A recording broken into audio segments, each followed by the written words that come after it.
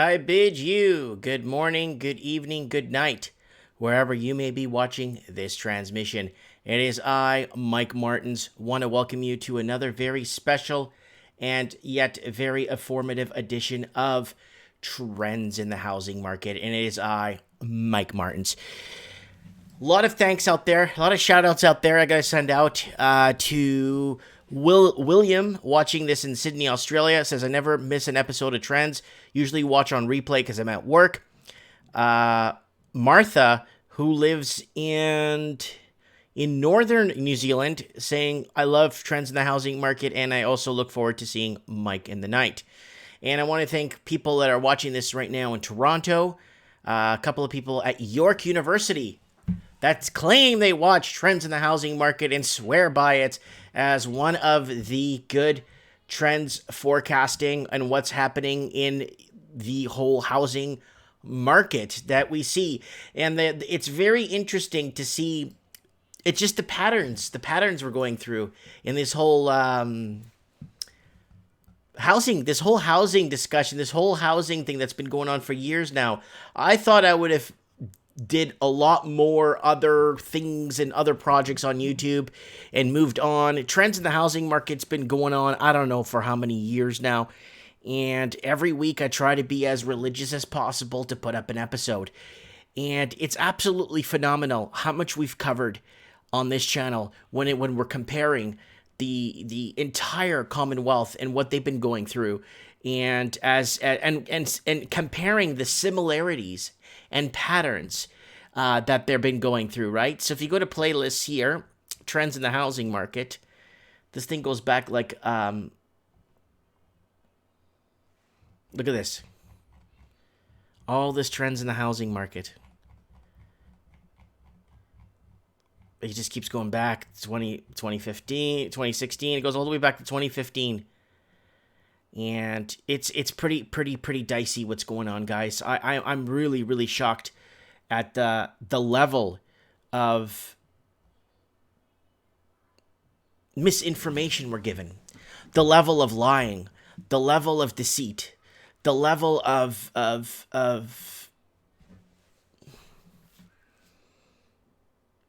it's just that level. This higher level of lies and deceit and dissuasion we're given. Why can't they just leave the markets on autopilots and let them crash and reset? Why is there such a huge difference in this cycle? Why do they got to keep this market going? What is the difference between this cycle and the one, let's say, from 81, 82, or the one from 06, 07? Well, 06, 07 wasn't a full crash, it was a partial crash, you know. Anyways, let's roll over to the comments here. Red Pill Millennial in the house. 2003 Debo in the house. Red Pill Millennial is thinking that I think 2020 will be the start of the decline. Peter Swag in the house. Hey, Mike. Owen's in the house, too. Hey, Mike. 2003 Debo says, I somewhat agree, Red Pill. The oil field slowdown in Texas. Some rigs moving to El Paso. So move over, Beto. Peter Swag says, Ray Dalio, I hope I spell that right.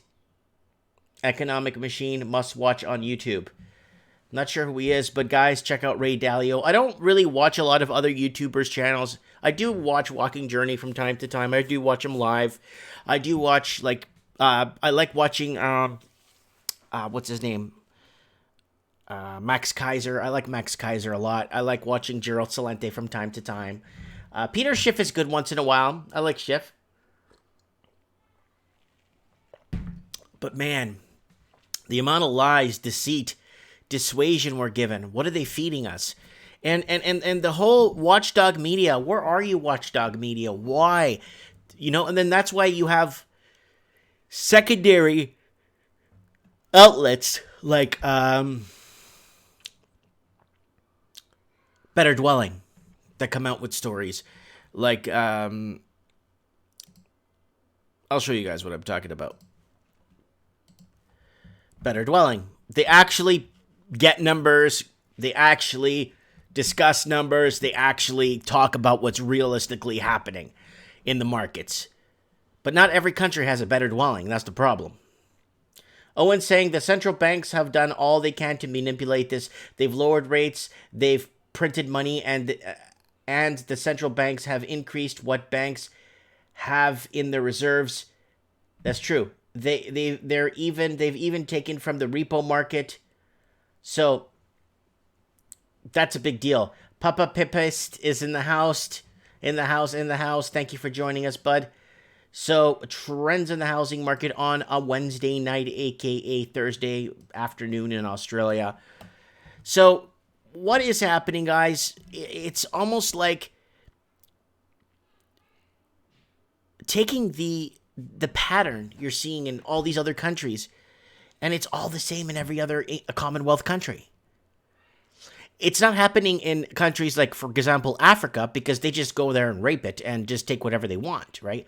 I did that video on my YouTube channel where here, basically, I'm discussing that Greta one, that Greta We Need You video I did. What's happening in Mozambique? They're going to cut down 93% of their forestry completely, and it's being shipped off to China. And it's all corrupt. But they're doing all this climate and global thing and all this stuff, and then nobody is, here it is, right here. I did this video. This is a very important video because we are in a very tough situation right now, with a lot of things happening. So you're saying, a lot of people say, well, Mike, this housing crisis all over the world. No. In countries like Africa, not only do they have a housing crisis, a water crisis, a food shortage, they also have a problem with foreign countries, like this one here, China, stealing all the lumber from one country, completely cleaning them out. 93% of their forests gone by 2029. So this is a big deal. So there's a lot more huge problems that are happening internationally. So we have here Canadian real estate prices experience smallest growth since 2008, dragged by the West. So again, BC is bringing everything down. The price of housing is going down, so property taxes need to go up. They need to offset that. Property taxes need to continuously going up. I covered that today. Canadian real estate prices experience smallest growth since 2008, dragged by the West. Canadian real estate markets are experiencing growth, just not much of it. The Tiranet National Bank of Housing house price and the TNB shows the price made an increase in November. The increase is the second smallest in November in the history index, shows low growth. However, it is the fourth consecutive month of acceleration. So what are they doing? I already said this again, guys. When housing prices go down, and I've been saying this for over a year and a half, 2 years, they're going to have to raise property taxes. And what's happened? Well, let's go back to the channel news here. Right here.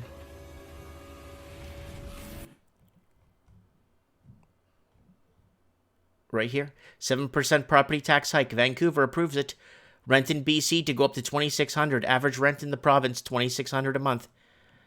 And Tetris apartments for rent. Great American housing crisis headed its way. Lots happening. Okay, we got people in the comments. Yeah, or someone saying put their mortgage on the next generation. Death and taxes is tax. Death and taxes is taxes.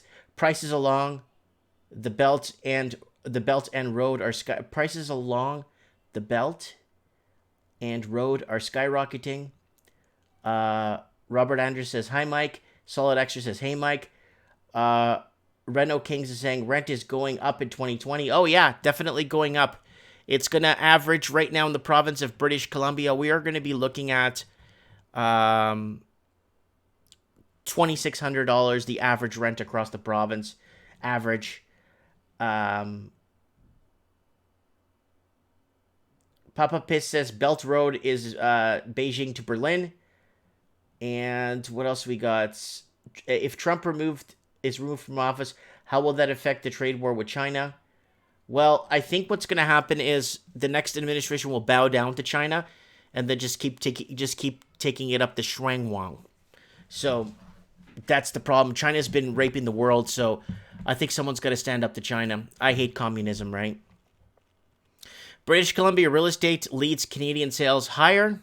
Sales, guys, let's look at this. Watch. Sales are climbing higher. Here, sales, Canadian real estate sales. And sales in the last 12 months are ticking upwards. And here we go. Here's sales by markets. So let's go to our 2019, which is the black bar here. Toronto's catching up to 2017. Montreal is on fire every year. Look, increase every year because Montreal in mid 2017 in the summer was the first time they witnessed bidding wars. Vancouver is picking up again, looking like it's picking back up again. Calgary is not going anywhere. Fraser Valley, like that's where I am in the interior of BC, is going up again because the amount of people leaving Vancouver in mass numbers. Ottawa, somewhat going up. Edmonton going down from its last couple of years. Hamilton, kind of on par with where it was in 2017. Winnipeg, kind of stagnant. London, stagnant. Quebec, taking off. Victoria, kind of moving up a little bit in the last year. Windsor, Halifax is doing well. And Halifax does well because it's still affordable to buy for most people.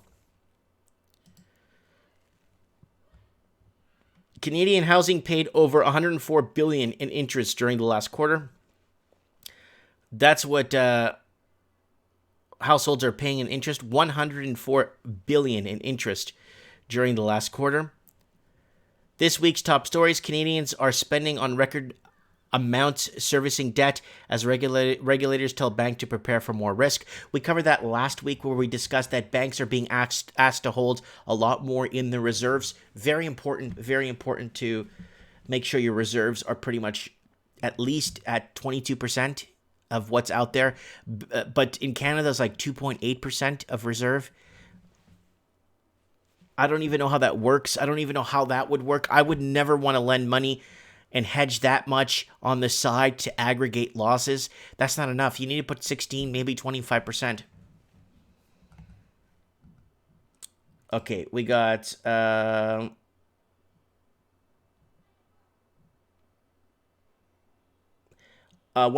bankrupts and 5 million holders. North side is basically government jobs. There is a class divide between North and South London, Ontario. South is more working class, blue collar. I live on the north side. It's harder to get a blue collar job. North side is basically government jobs. So the north side, basically the South is supporting the North. The South supports the North because the South basically is all the private sector jobs that support the government jobs, the public sector. So the government jobs are getting supported by basically, yeah, you know what I'm saying. That's just how it works. I laugh at people when they say, I got a government job. I'm like, hey, God bless you. God bless America. And you know what? If you got a government job because I'm paying my taxes. Solid Extra is saying South houses are 300 to 400,000 and the North side is 600,000. All right, let's move her up. Canadian home prices up 8% in November as sales rose 11% CREA. So Canadian home prices up 8% in November. So what does that tell you? Home prices are going up. And this is good if you're a homeowner and or if you've been borrowing off your HELOC or your line of credit to eat. You could continue eating going forward, which is a good thing. You could continue to have a little snack. You know what I'm saying? Juggernauts is saying home prices are going to drop hard next year.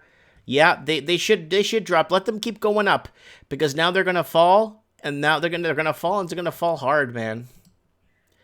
Vancouver passes budget with 7% property tax hike after a divisive meeting. This big meeting on how much they're going to tax people. 7% property tax hike. I feel so sorry for people in Vancouver. People that bought years ago, kind of retired, semi-retired. They're in a cesspool. The amount of companies and store closures and storefronts is just absolutely phenomenal. I don't even know how to fathom it. I don't even know how to tell you guys. The amount of store closures, how controversial it is. City budget. It is just, what are they spending this money on? And so Vancouver mayor calls for 400 increase to council. Discretionary budget. Wow.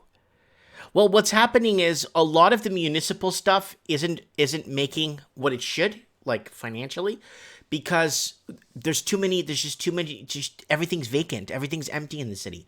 They want to maintain the transit, they want to maintain the hospitals, everything that's in the municipal, whatever is in the municipal territory, right? Roads, this, garbage pickup, whatever they have, the municipal government needs to take care of. They can't do it, right? If every house had like a family in it, and everyone's kind of paying their way and contributing to the infrastructure, you wouldn't be having this property tax increase. Then properties won't be as high as they are today because you wouldn't have the supply and demand issue, because you won't be sitting on 100,000 plus empty homes in Vancouver that are owned by foreign investors. Someone saying electricity prices and hydro prices will go up too. That's for sure, yeah. Grocery prices are getting ridiculous, says Juggernauts. Yep, we did a whole food thing like a week ago, or 2 weeks ago on Mike in the Night. Don't forget, guys, to check Mike in the Night. Here it is, guys, Mike in the Night. Last week was, what was it? Predictions. People called in. The week before that was food shortage. We got call-ins. And off-grid communities the week before that. And then we got Get Me Out of Debt. You know, talking or giving people a heads up on how or best ways to get themselves out of debt here on the channel. Check it out. Don't forget to check it out. All right, what's going on? A full-blown U.S. housing market crisis is on the way? Well, I read this article because it's very important. U.S. housing, and let me get to actually the key point of this article that makes perfect sense. That makes the whole fundamental of what makes this article worth reading, okay? Loose lending in 2020 could create a toxic situation. Right there. What happened in 06, 07, and 08? The jumbo loans, the payback loans, the let's pay off all your debts and you have one debt to pay loan. Let's get this and give you a low introductory low rate at 1% for a year. And yeah. Someone's asking to say Jeremiah Babes 10 City USA video. Mike, yeah, I'll check it out, bud. That's Lord Humongous in the house. Someone's saying parts are made profitable versus cars as a whole.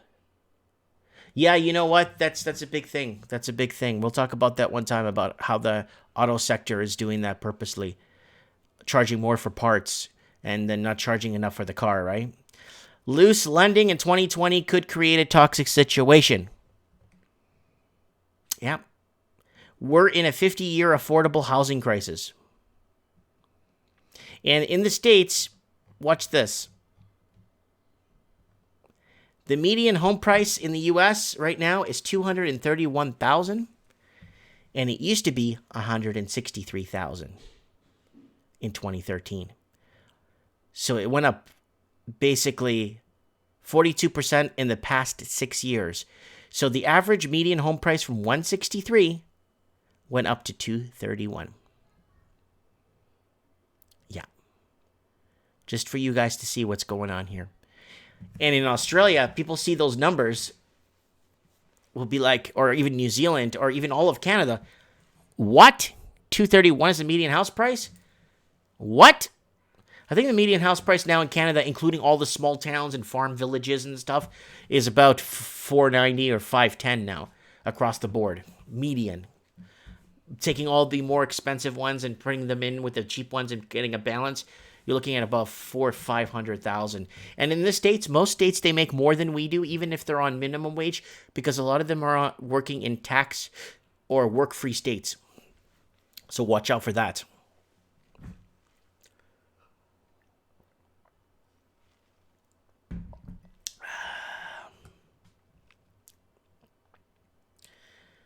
Jeff Salacero says, I really dig Mike in the Night. Mike, we will see government stimulus that gives majority money to the voters. That's right.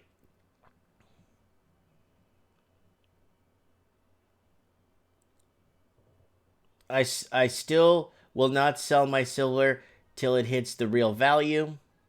Solid Extra saying the 3 rules for not being poor is 1, graduate high school, 2, get a job, don't have kids before marriage. Yeah.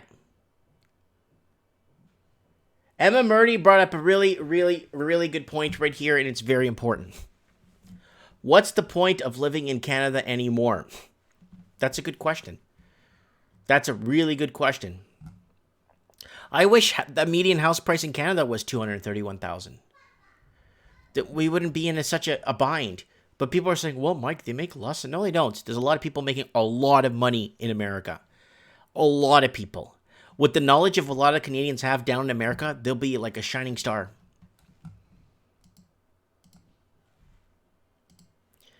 Oakville Council unanimously approves a 2% property tax increase. Wow. Oakville homeowners will see 2% hike in their property tax bill in 2020. Town City voted anonymously during the Monday, December 16 meeting to pass the 2020 Budget Committee's recommendations. Again, so a 2020 hike will see residential property taxes increase by $14.73 per 100,000 assessment, meaning an owner of a home assessed $800,000 will pay an additional $117 per year. That's $227 per week. It all adds up in the end. Cambridge homeowners shoulder unfair burden as property taxes continue to rise. Well, they're going to have to continue rising property taxes if the prices of homes keep going down. If the prices of homes keep going down, they're going to have to keep raising property taxes. That's just how it works. Like the price of oil goes down, the price of gasoline needs to go up. Right? Even though, well, Mike, but the gas should be cheaper to make and it should be cheaper to transport and the gas should be cheaper all around. Yeah, but it doesn't work like that. They want to make their money. They want to make sure the governments make their money. It's not about the price of oil goes down, the price of gas should go down too. No, price of oil goes down, price of gas goes up. Price of oil goes to $150 a barrel, the price of gas slowly trickles down back to earth. That's just how it works. So the government makes money on one side. When they can't make it off the barrel sales and taking a loss on fracking and all that other crap they've been doing, they just push it on to the consumer. Us. All right. Stan Ulch says 33%, tread closer to 50% for most Canadians. I'm not sure what that was about. Thomas Wilson says, gotta prepare for our future. Scaring citizens for whether transfer is how they are preparing themselves, not us. Where was that there? Emma Murdy saying, Galaxy News Radio, except for the place to live if you want to have kids, you're effed. Lord Humunga says, become your own central bank, stack commodities. Yeah.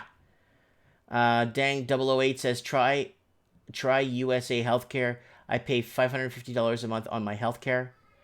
Stan says, so true. By the time you factor in sales tax after income taxes, says Stan Ulch. Jeff Accelero says assessment.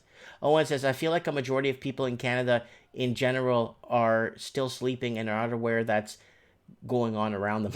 I know! Reno King says Doug Ford. Scott F says 33% is a baseline still too high. Galaxy News Radio says banks are useless middlemen. Yeah. That's why they're pushing cryptocurrencies, because cryptocurrencies eliminate the middlemen, right? They try to, yeah. All right. LA is the hottest housing market in California. Los Angeles median house prices was up $550,000, up 7.4% from last year earlier. So what's happening is the prices of housing in California, Los Angeles, San Francisco, Orange County, Riverside, they're all going up in price, not because it's this fake supply and demand they've been prompting and the amount of empty homes. and the amount of empty homes. Okay. Oh, look, LA. Hottest housing market, California. Median price, $550,000. Congratulations. God bless. Congratulations, right? Okay, let's move over here.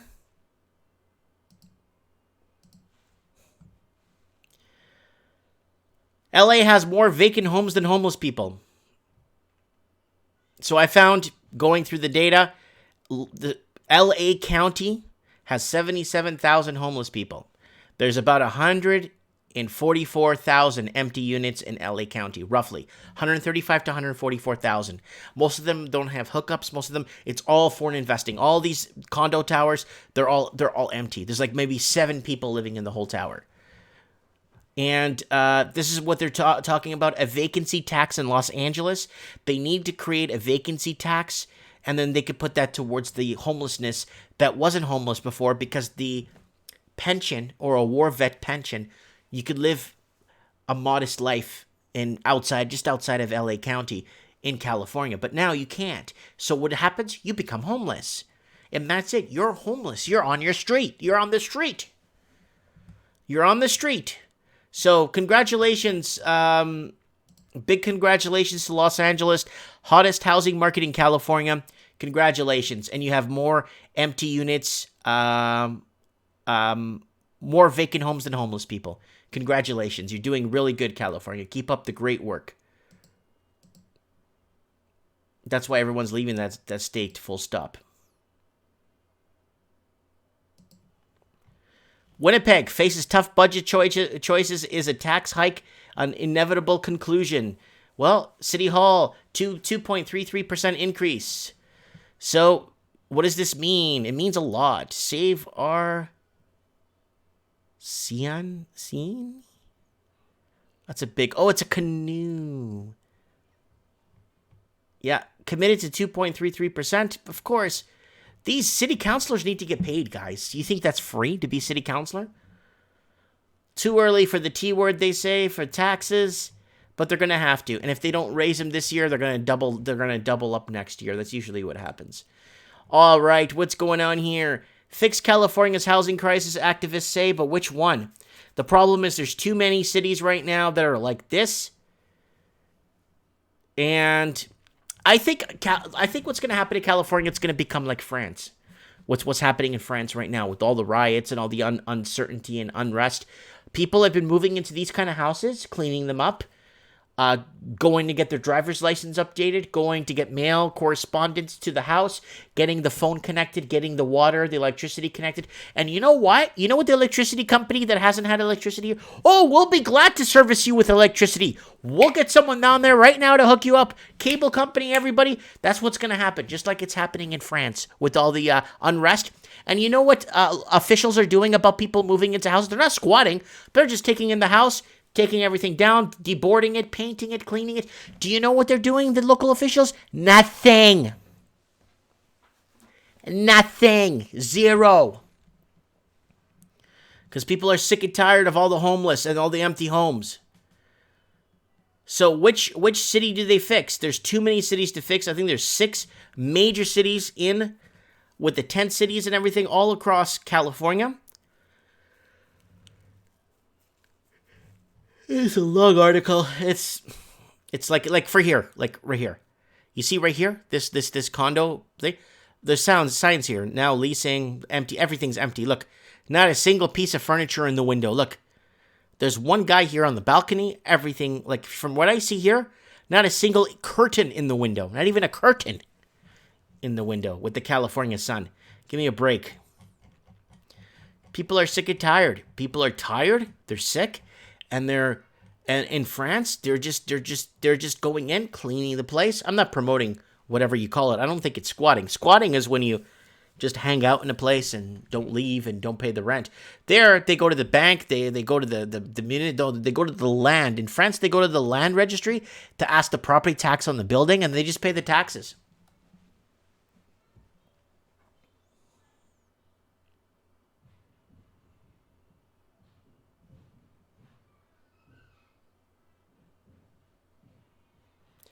Corey's saying, I have no idea how to fix this homeless problem. Well, in France, they apparently they're fixing it. Complete list of stores closing by the end of 2019. So Canada, United States, even Australia, New Zealand. A lot of these stores that we grew up around, going to those little strip malls, big malls, are facing to close more doors. And why? Well, they're not making money. It's not profitable anymore. And what is taking away most of the problem? What's the biggest problem? Taxes. Taxes. You know, people are going to start forcing to make things locally nowadays. Everything's going to start being made locally.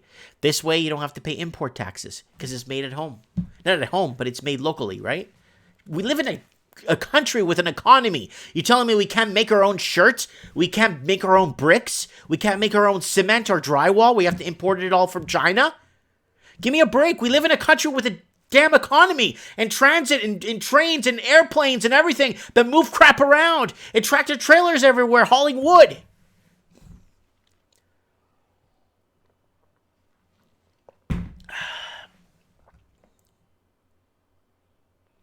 New Zealand's getting Costco next year, but it says Corey.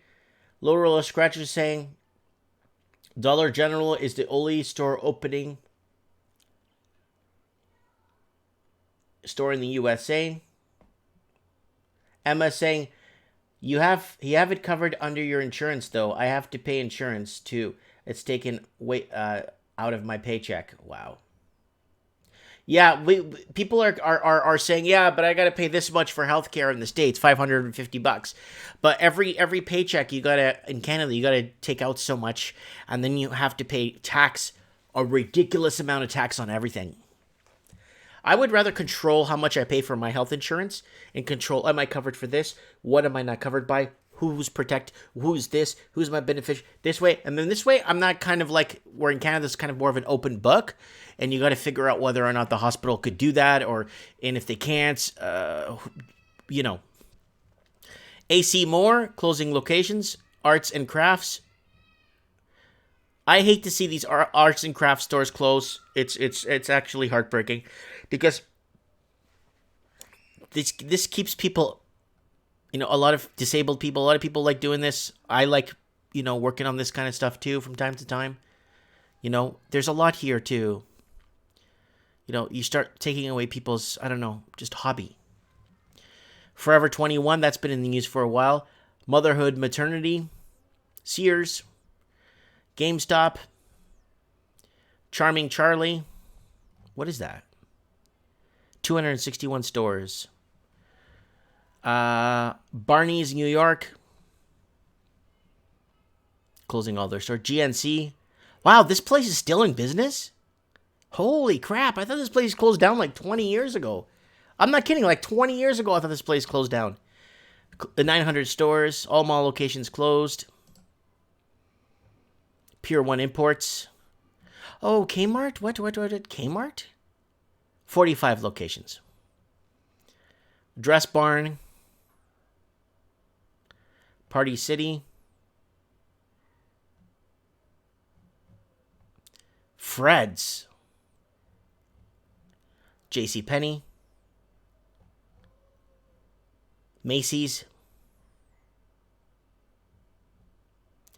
Gap.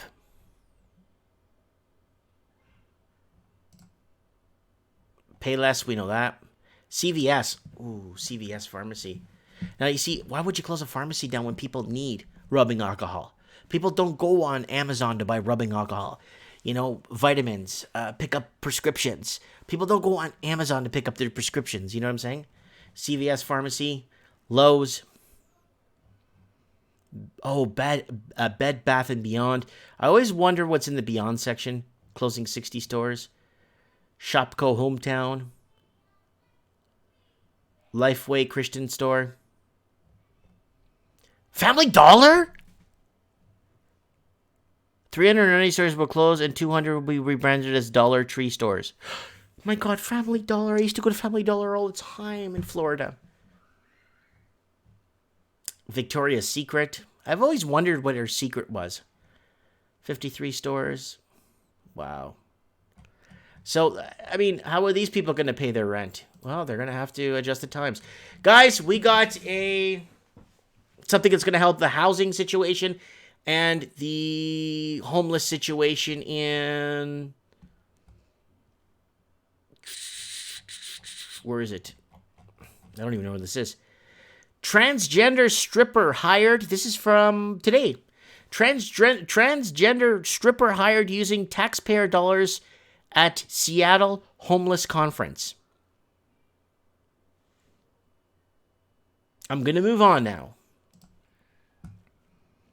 New housing demand drives rise in mortgage communities commitments. All right, what do we got going on here? We got okay, Laurel's got general Dollar General is beating Family Dollars. Then we got Boom Bumble Bust Repeat saying Victoria's Secret was that she is a sugar baby currently going to community college to become a brain surgeon.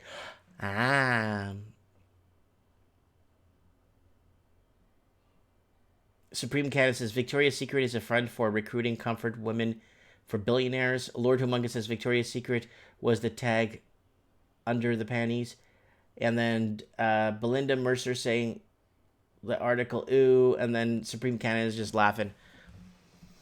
New housing demand drives rise in mortgage commitments. So,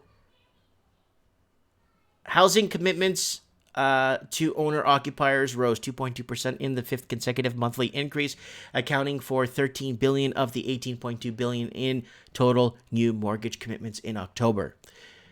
So, economists for BIS, Oxford economists said owner-occupier loans for construction of new home grew 6% in October, the strongest month-to-month growth since July 2018. So here it is, here total with owner-occupiers there. Oh, God. I gotta wake up here. I gotta wake up, guys.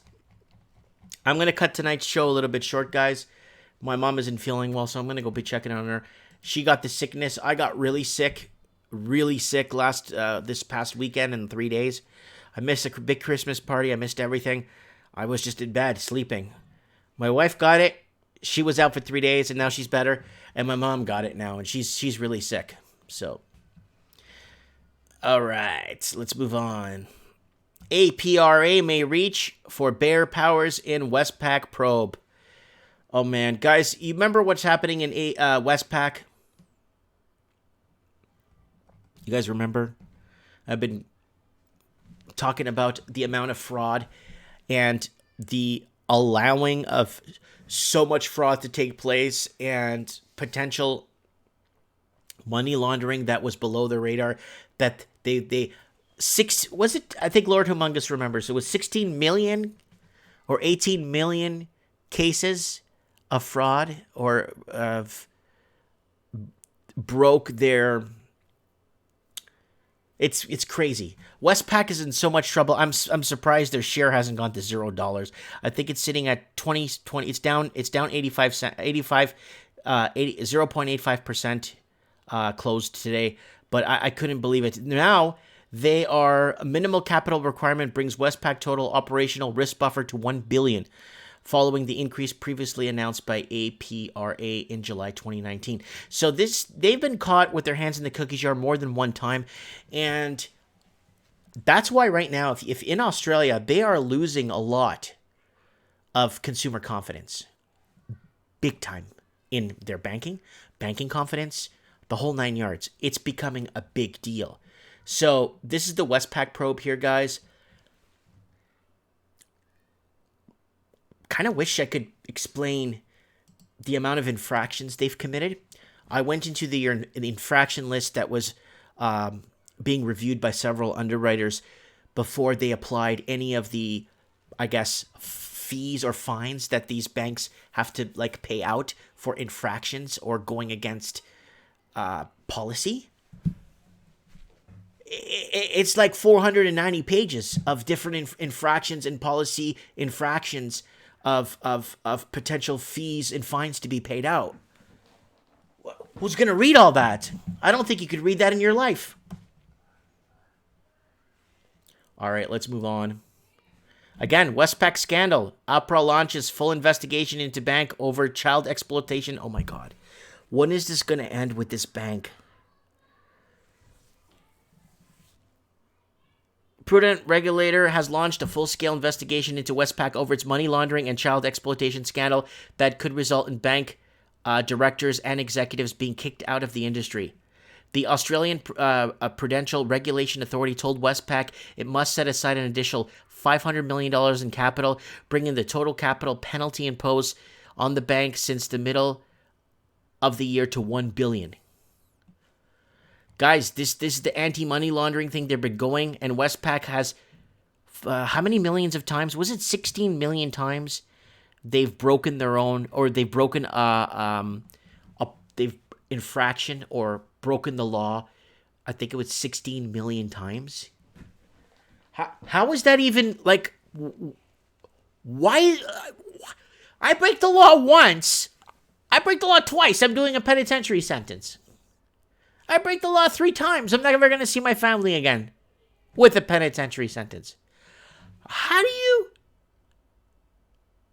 break the law 17, or was it 16,500,000? Lord, do you remember for it? Lord, do you remember Lord Humongous was, we discussed this article, and he was actually 16.5 million times. Australian deserves lower position, Big Brother rank, rubbished by privacy expert. Like, wow. So, again,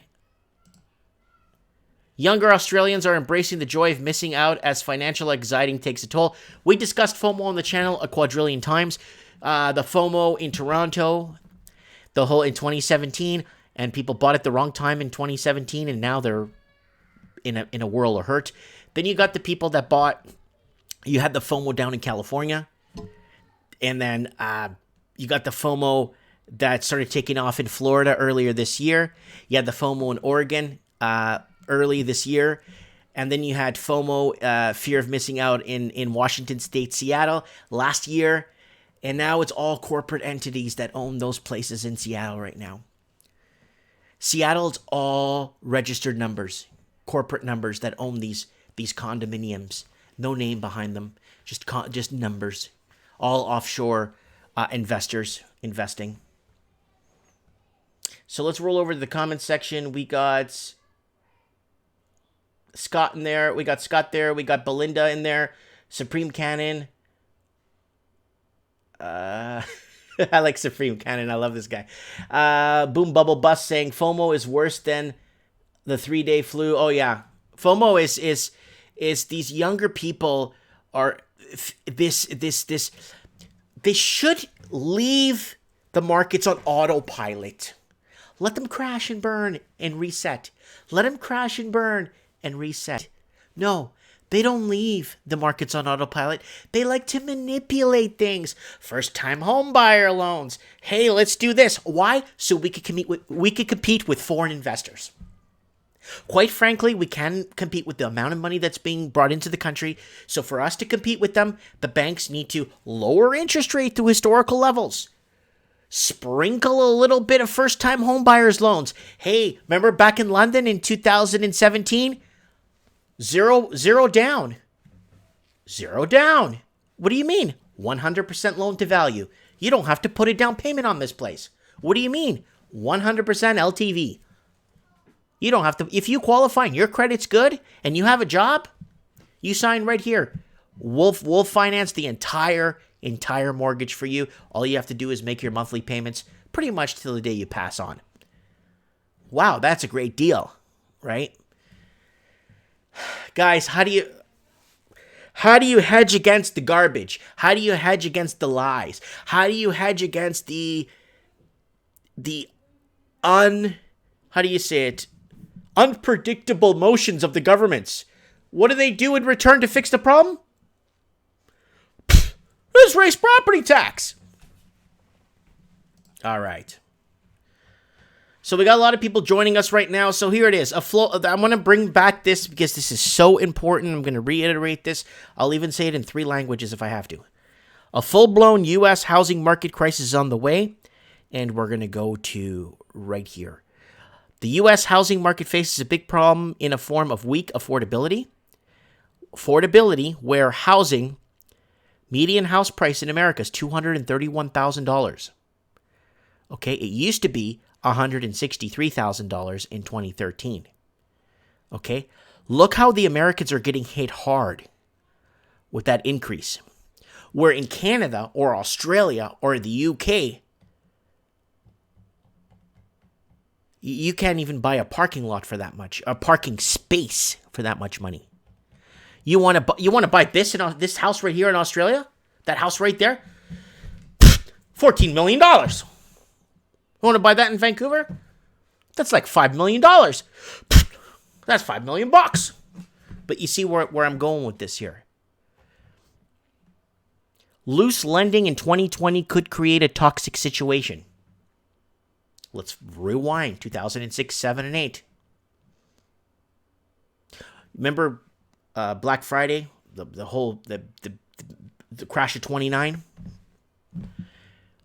A majority of it was because people were over leveraged on their homes and they were overspending in the stock markets. A lot of it was they didn't have a lot of stimulation. They didn't have a lot of repo markets then. They didn't have none of that stuff to help float the boat, so to say. Float the boat. Now, we're in a whirl of hurt with all these extra little things that are being put in by the banks, regulators, super communities that actually decide our fates, our municipal leaders raising taxes and all that stuff. All this stuff add up. And then you start adding all the repo markets, printing, quantitative easing, money being flooded in, and more people buying into this housing toxic situation wherever in the Commonwealth they are.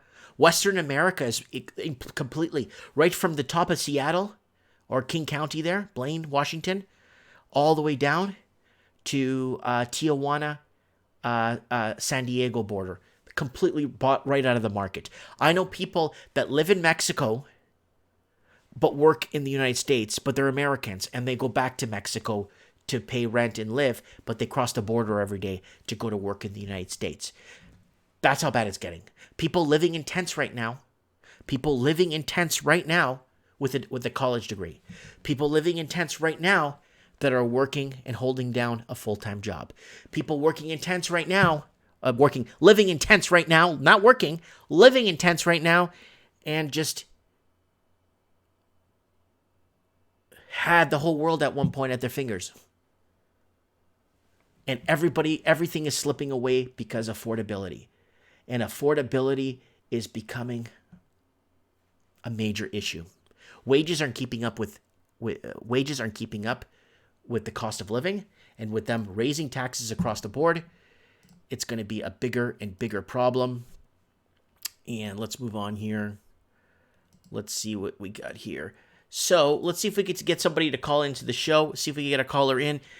If you're in anywhere in any English-speaking country you wanted to join the show, please add me on Skype, Mike Martins 1980, MikeMartins, MikeMartins 1980. I want to get Supreme Cannon on the show right now, actually, because it's kind of important to get his look on this, because the rise in property tax, I think, is going to be crippling us, because I said it today on the channel. I made a specific video today on the channel right here.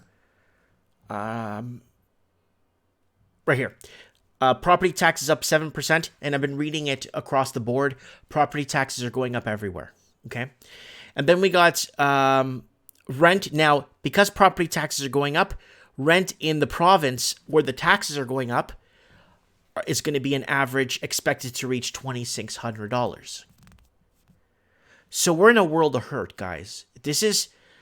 For the average, if you want to take the math on this and you want to put the total debt service ratio, let's say at 45%, okay? Let's say we want a healthy TDS and we want to eat, right? $2,600 for rent. That's net, right? Okay, so you need to make on a really, really low end, and I'm talking about you're eating macaroni and cheese and you have no credit card bills. You need to net $4,900 a month. for an average, just a rental apartment. You need to net that much money, guys. In Canada, because you get pay, because Canada's not a work, they don't have work-free provinces, so you actually pay more taxes than you do in the United States. Like if you're in the state of Florida or Georgia, there's a lot of work, and Rhode Island, there's a lot of work-free states. You don't get taxed as much, so you put more in your pocket, right? But like you need to net that much money just to an average rental. And we're not talking living in Beverly Hills or Santa Barbara or in West Palm Beach. Well, West Palm Beach, I mean, you need like $1,200 a month to live there. But I'm saying like this is $4,900 for an average apartment. It's nothing special. Okay, Supreme Can saying London Life used to advertise for Freedom 55 plan, and now it's Freedom 357 plan. Yeah, Roman noodles here, yum. Say that again, Mike. I'm not sure what people missed on. So there it is there. So $2,600. So let's say you have car payments. So let's say you have car payments and you have other stuff, right?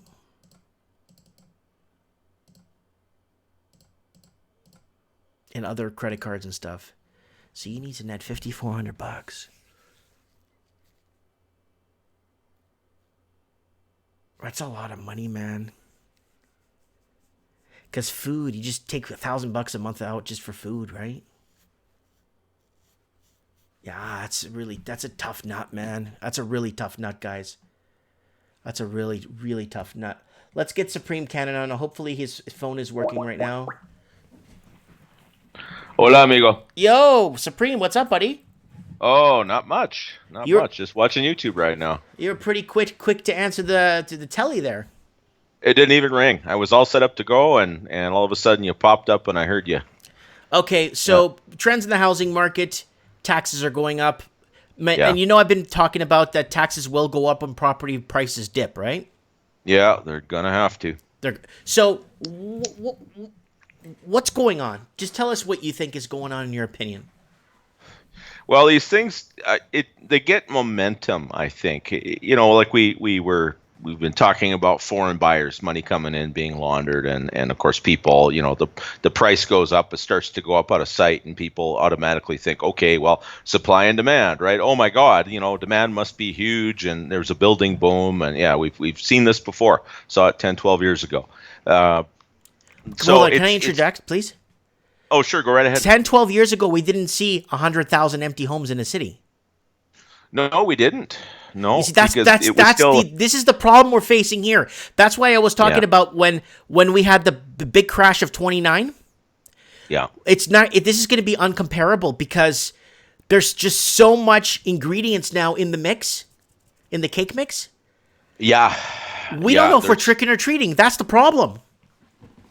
No, we don't. No, it's new territory. I don't think anybody really, and I mean, I watch a lot of financial commentary and read a lot of blogs too. Hey, no one could have imagined what these people would do to try to keep this inflated.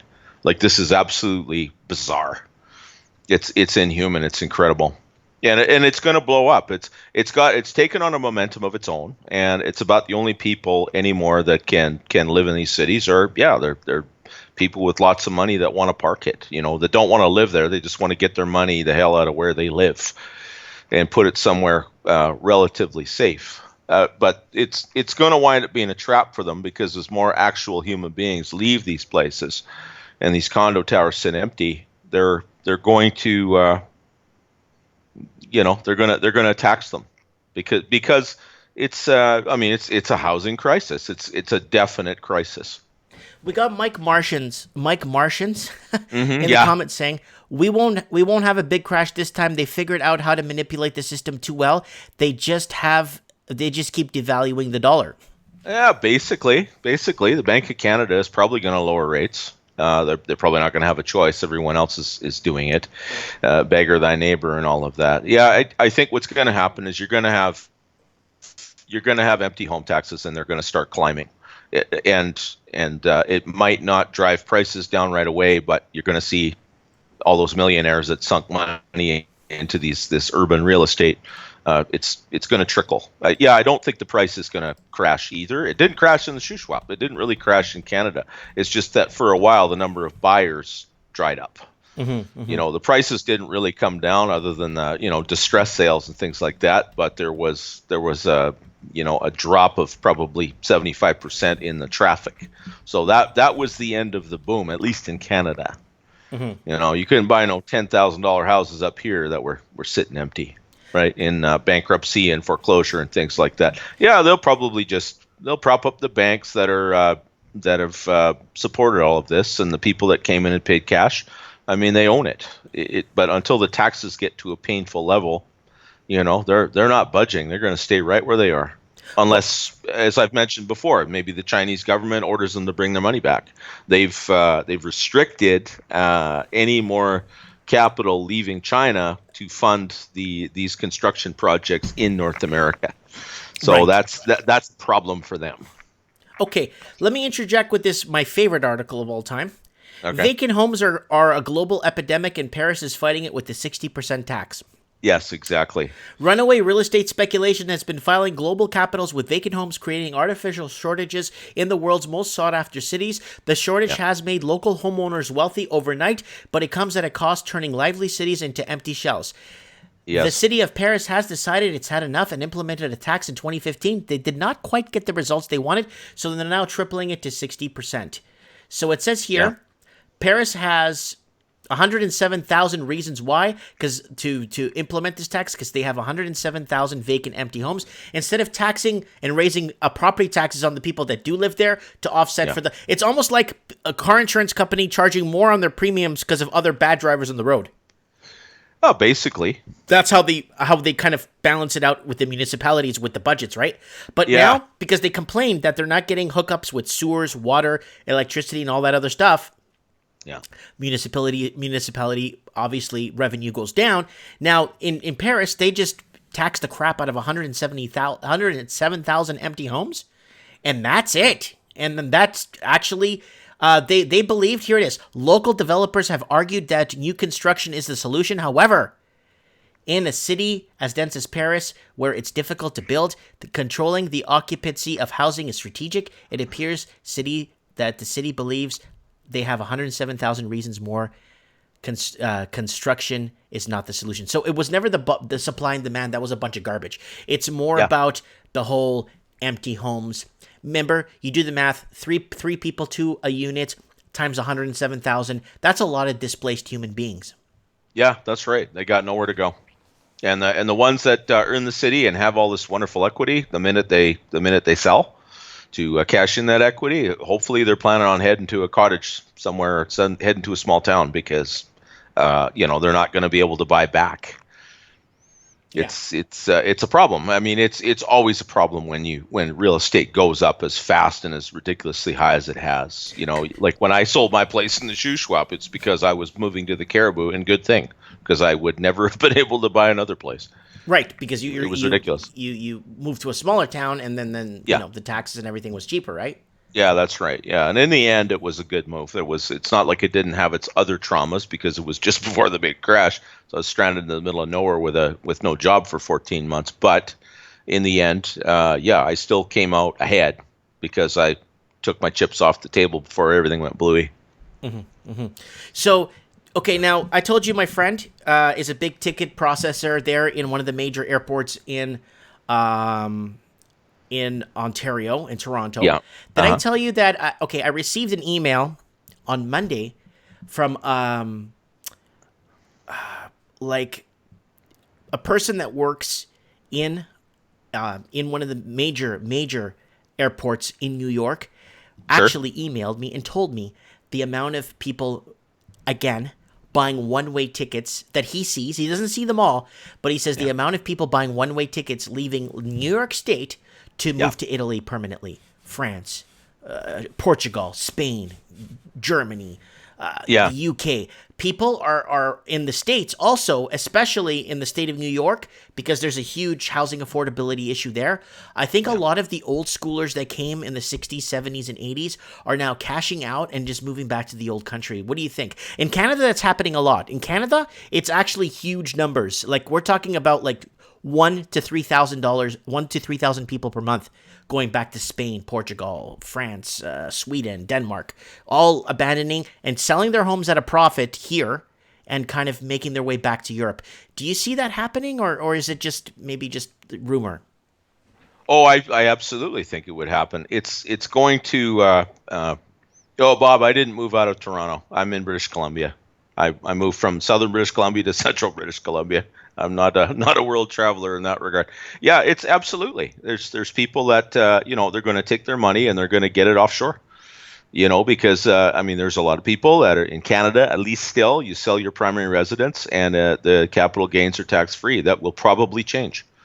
We're bankrupt. We've got enormous unfunded liabilities, and they're going to tax the hell out of absolutely everything they can. And especially with the governments with a more socialist bent, taxing, rich people that bought, empty homes in the cities. I mean, they're a sitting duck. They're a big glowing target. I would not be surprised. What about the article I read last week about that store? That store. I covered it here on my channel. There was a store there that, where was it on their videos here, on their housing crisis? Yeah. I couldn't believe it. You said it was $204,000? Yeah, Toronto taxed to death. Here, I got it right here. Let me see here. I have it right here in front of me. $204,000 a year for property tax for just a typical one-story restaurant with two main doors in the front and a little bit of glass on the sides. Yeah, like that's late 80s Tokyo levels of distortion. It's absolutely unbelievable. You tax it and then the people leave, and then the city's empty out. And what does that do to property values when several 100,000 people throw up the sponge and say, "Okay, I'm out"? Now, let me ask you this one: abandonment. Like, okay, if I had this restaurant and let's say I own this building, okay, I own the building, I would be more scared to try and sell it because I don't think no one would buy it if they knew they're going to pay $204,000 a year in property tax. Yeah. That's what my concern is. A place like that, I mean, if you're grossing $5 million a year, maybe you could justify it, but I don't think your average you can't make $5 million a year. This is the restaurant here from the outside, guys. Let me see if I can get the image for you guys. It's just a typical.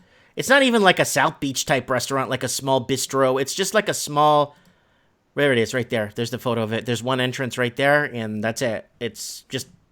I can't see why anyone, because I was talking to one of the city council members here in town, and I was talking to him. I said, like, how much do you think a restaurant pays in property tax in Toronto? He's like, the city of Toronto? I'm like, yeah. What do you think? He's like, I don't know, maybe maybe $6,000 a year. Try 208.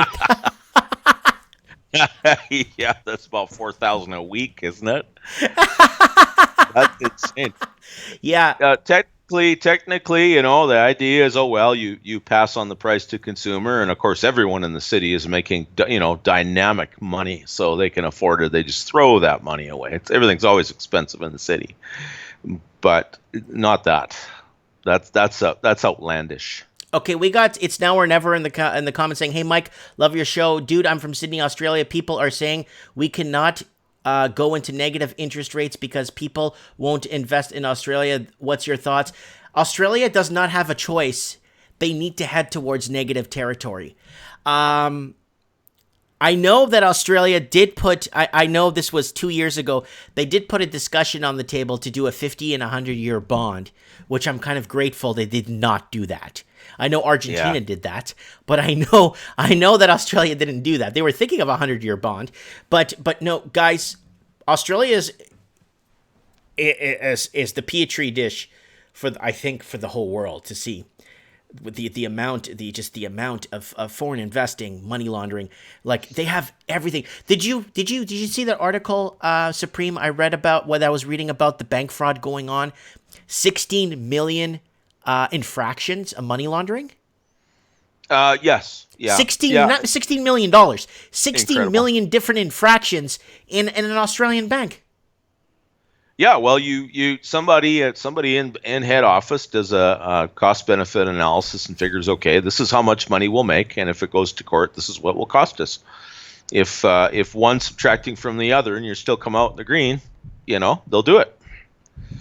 It's they're competing for business, and they don't really have anything to offer the average depositor. So that's how it's going to be. That's how it's been for a while.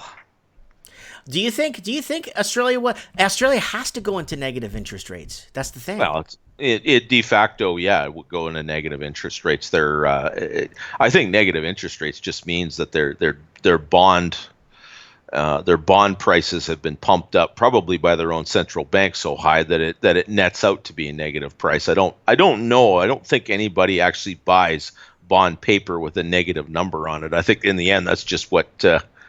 I think that's just how it worked out. Solid extra. I didn't hear about that. Man, I wouldn't be shocked. That's what I'm worried about. I'm worried about a place like America or Canada turning into something like Brazil. If that happens, then yeah, we're going to split up into 5 or 6 pieces. We're going to shatter. We're not having it.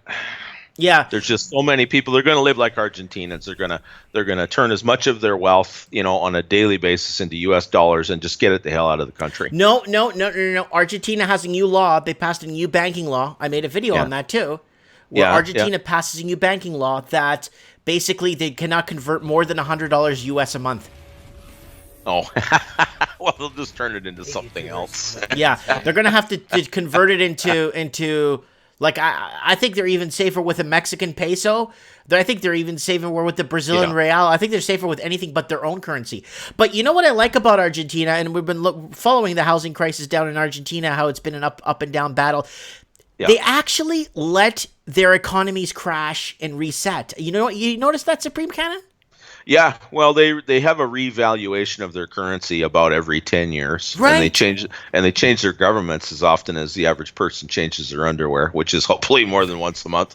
You know what I mean? Like they go through a lot of governments, and they go through a lot of like they're just it's so hopelessly corrupt. The Europeans that came and built a quasi modern, almost first world country. I mean, the first they got crowded out. And then they left, or they shipped their money offshore, or they all bought compounds outside of Buenos Aires, and they're hiding it all in gold and land and wine cellars and things like that. Because in the end, that's what I'd be doing. I'd be living behind a wall, and I would have armed security all the time anywhere I went out. Yeah, there's about 10% of those countries which are more or less original conquistador Americans, but they just, even Simon Bolivar, when he liberated South America from Spanish rule, after about 20 years, he just basically said, well, this was a waste of time. These places can't govern themselves. People who serve revolution plow the sea. It's just pointless. They have a movement in Brazil where they want the Portuguese monarchy back. Yeah, well, you know what? They probably should. It would be better than the Chinese. Oh. I think there's a lot of former colonies in Africa that would really like Europeans to come in and clean the place up too. They just have to issue a formal invitation. Yep. And it would probably happen because I think, the colonialism of the 19th century was kind of a pressure valve that kept Europeans from attacking each other. Mm-hmm. It's basically when they had the entire surface of the world more or less claimed by one country or another that they went back to blowing each other up in large numbers. And you're probably getting to the point now that the EU is getting kind of shaky where, the right African country at the right time offers, a red carpet welcome for Britain or France or Portugal or Spain to come in, and would you please come and save this place? Well, you see, Portugal, Mozambique, and Angola have been very close. They're still close today. Yeah. And Mozambique's always with Portugal when it comes to doing deals that it got so bad that the EU said, no, you just can't do business with Portugal. You have to do with the rest of the EU, Yeah, that's right. It's like, there's more than meets the eye when it comes to alliances and stuff. Okay, Great American Housing Crisis. Now, I'm going to bring this article up one more time because I'm kind of in shock with this. Listen to this, okay, Supreme? Okay. Median house price in the U.S. jumped to $231,700 from where it was in 2013 at 163. Imagine our median house price, let's say in Australia, the U.K., even Western United States, was 231. Oh man, we'd be set up for another boom. The way things are going right now, if that's all it was. Oh, we'd be, Excuse me. But we're talking U.S. dollars here, and there's lots of places in the U.S. where wages are not very high. Yeah. Right. But even the underdeveloped and backward places they've been certainly getting a lot of money. People are always looking for a place to put their capital, and it was mentioned in the comments. Sam Zell, he's a famous kind of a real estate legend. He's been buying a lot of trailer parks and apartment buildings in lower income areas and things like that. Slumdog Millionaire kind of a thing. Mm-hmm. And that was always there is actually a real estate investment trust that invests specifically in mobile home parks. And it makes sense because the thing about mobiles, and I saw it when I was a realtor as well, you get a trailer in a park that's 40 years old and you buy it for, 20 grand, you'll sell it 5 years later for 20 grand. Yeah. If there's a boom, you might get 35 for it. Yeah, but 35 large. 35 large, but you'll be able to, they hold their value. It seems like no matter how old they are. So it makes sense. Okay, loose lending standards 2020, creating a toxic situation. We're seeing this all over the Commonwealth, and this is an article from the United States. What is the big damn deal to keep it on autopilot and let's restructure, rebuild? Why are they so scared to leave things on autopilot and not break their own damn rules? Yeah, well, I guess as long as things more or less hold together, then they can at least say that it's a certain amount of PR involved. I think, Mike. You don't as long as things more or less are holding together, then they can say the rules are working. Mm-hmm. And preserve their importance. If they take their hand off the throttle and things crash, well, on the one hand, they could spin it and say, well, see, we told you it was the right thing to do. The other side is it's like people will say, why didn't you do something? Because, where the banks are concerned, especially the Central Bank of the United States, for example, they got Trump on Twitter yelling at him on a regular basis. Mm-hmm. Like they're in a major crossfire right now. It can't be fun to go to work there. Okay. Everyone talks about how they run the world, dude. I can't imagine that it's that much fun. No, I can't. Okay, no. Let's go to lower credit scores posing another problem and people jumping on to secondary lenders and third-party lenders and all this Mickey Mousing. Yeah. Yeah, well, they're just trying to buy dangerous. Of course it is. They're just trying to buy time. They're out of money. They're taking secondary and tertiary loans, probably much higher interest rates because it's not official stuff. And they're solid extra. Mike, congrats. You punched up over 700. I don't know if you've ever had this many views. No, there's somebody sleeping at the wheel there over at YouTube. Yeah, they must have had a Christmas party and they're just sleeping it off. Well, that's good. Well, we'll enjoy it while it lasts, eh? Yep. This is reality. This is what has actually been happening the whole time. Mm-hmm. Mm-hmm. Guaranteed. Yeah, maybe something in the rules is actually beneficial in your case. We'll see. I don't know. I've looked through my subscriber list. I haven't seen the mass extinction that you seem to have seen. But yeah, when I went to my YouTube and I go to my subscribers here. Look, it says right here, show 57 more. I used to have 160 channels I subscribed to. Yeah. So, I lost. I don't know where they are. Yeah, it's a slaughter. It's an absolute slaughter. All of the, a lot of dumb money putting the icing on the cake. That's true, Boom Bubble. The consumers tapped out. People are right now, I think, are just trying to survive. They're making their American Express payments with their MasterCard or vice versa, revolving credit. Home equity. Apparently, home equity is spiking up again in North America, in America specifically. I think Canadians are probably tapped out because most of us obviously learned nothing from 2008. We thought we were immune to it all, and that was a horrible mistake. I think that's probably why the gates were open for all this outside money to come in, is because they just thought, well, it doesn't really matter what we do, we're going to win. Stop the press. Stop the press. Okay. Okay, so the Prime Minister of Australia is in Hawaii. Okay. Someone just put that in the comments. Why is he in Hawaii when the country is burning? We got brush burning. We got water, contaminated water. We got all kinds. I just put a video up an hour ago about that. I don't know if you saw that one, where Australia is in a state of emergency. Look, Australia has the hottest day on record. It has brush fires. Look, you can't even see a foot ahead of you. It's so bad. Brush fires ravaging, beaches black. Scientists warn burnout could contaminate cities' drinking water. Just what the heck is the Prime Minister of Australia doing in Hawaii? It's like the captain of the Titanic that's on the captain of the ship, but he's the first one on the lifeboat to get the hell out.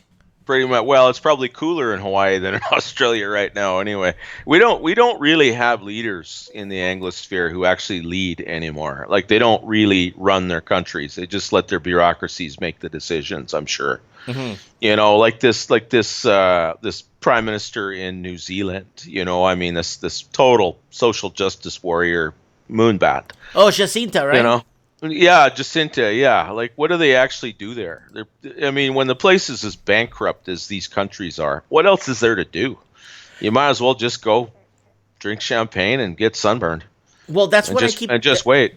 Well, that's what I kept saying about New Zealand. New Zealand needs to market its own brand, something. Yeah. It's got to produce something to the Commonwealth. It's got to make something where it's New Zealand proud. It's like, if you don't buy it from New Zealand, it's not the real thing. You know what I'm trying to say? Yeah. Yeah. Right now, Australia and New Zealand proud is we build empty, overpriced housing for rich foreigners to come in and rip the hearts out of our cities. You know, but they're doing it, you know, with high quality stuff, except for, of course, things like Opal Tower. Yeah, it's just everyone is asleep at the switch. They don't care anymore. They think these things are on autopilot. They've just been waiting for whatever it is they're waiting for. I don't know, the singularity or the age of Aquarius or whatever the hell it is they're waiting for. It's like, well, we don't really need to do anything. The budget will balance itself. It'll all work out. Everyone just love one another, and you know, and it'll be so good. Yeah, it's going to be so good, people. All right, let's do a little bit of shopping. Are you in the mood to do some shopping? Sure, let's do some shopping. Let's do some shopping. Where do you feel like? Pennsylvania? Maybe you want to go do a little bit of Florida? Well, this time of year, why don't we go back to Florida? Okay, well, here we go. Cha-cha-cha. Ooh, there's a nice house right here. Ooh, it's a beautiful house. Like a corner lot, 5 bedrooms. Yeah. 3 baths. Oh, ceiling fans everywhere. I don't like the choice of color, but the house isn't falling apart. It's a huge house. Property tax, $580 a year. That'd be a good comparison. Papa Pappas said Idaho. Maybe we should head north. You want to go to Idaho today? Yeah, let's go Idaho. Let's go Montana, North and South Dakota. Let's go where you would think prices would be really cheap. All right, so Indiana, Illinois. So we want to go here, up here, up here. Okay, we go to like Iowa, Minneapolis, Iowa, Nebraska. Yeah, sure. Let's go there. Let's find out what flyover. Oh my God, there's over 1 million of them like for sale here. Oh Christ. Okay, you're getting these old. Here we go. I'm just trying to find something more modern for a young family. Here we go. $199.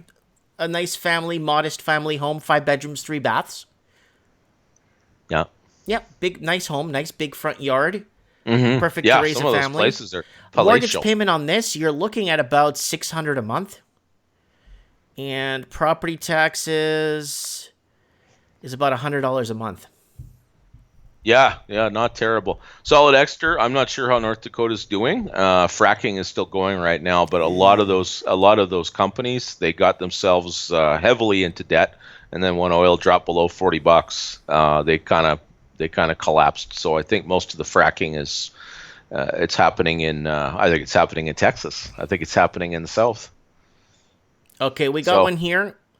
I found this really nice. Where did that house go? Here it is. This is a nice house. And this one's sitting at 5-bedroom, $242,000. yeah, Beautiful house, beautiful space, lots of room though. Holy, look at all these rooms. It's yeah. been 90 days on Zillow. I like when people in Australia said, "Oh, Mike, that house needs to go to auction. Wait till it goes to auction; it might hit $1 million." It's like, no, it's been sitting on the market for 90 days. No one's not interested in it. It's 242.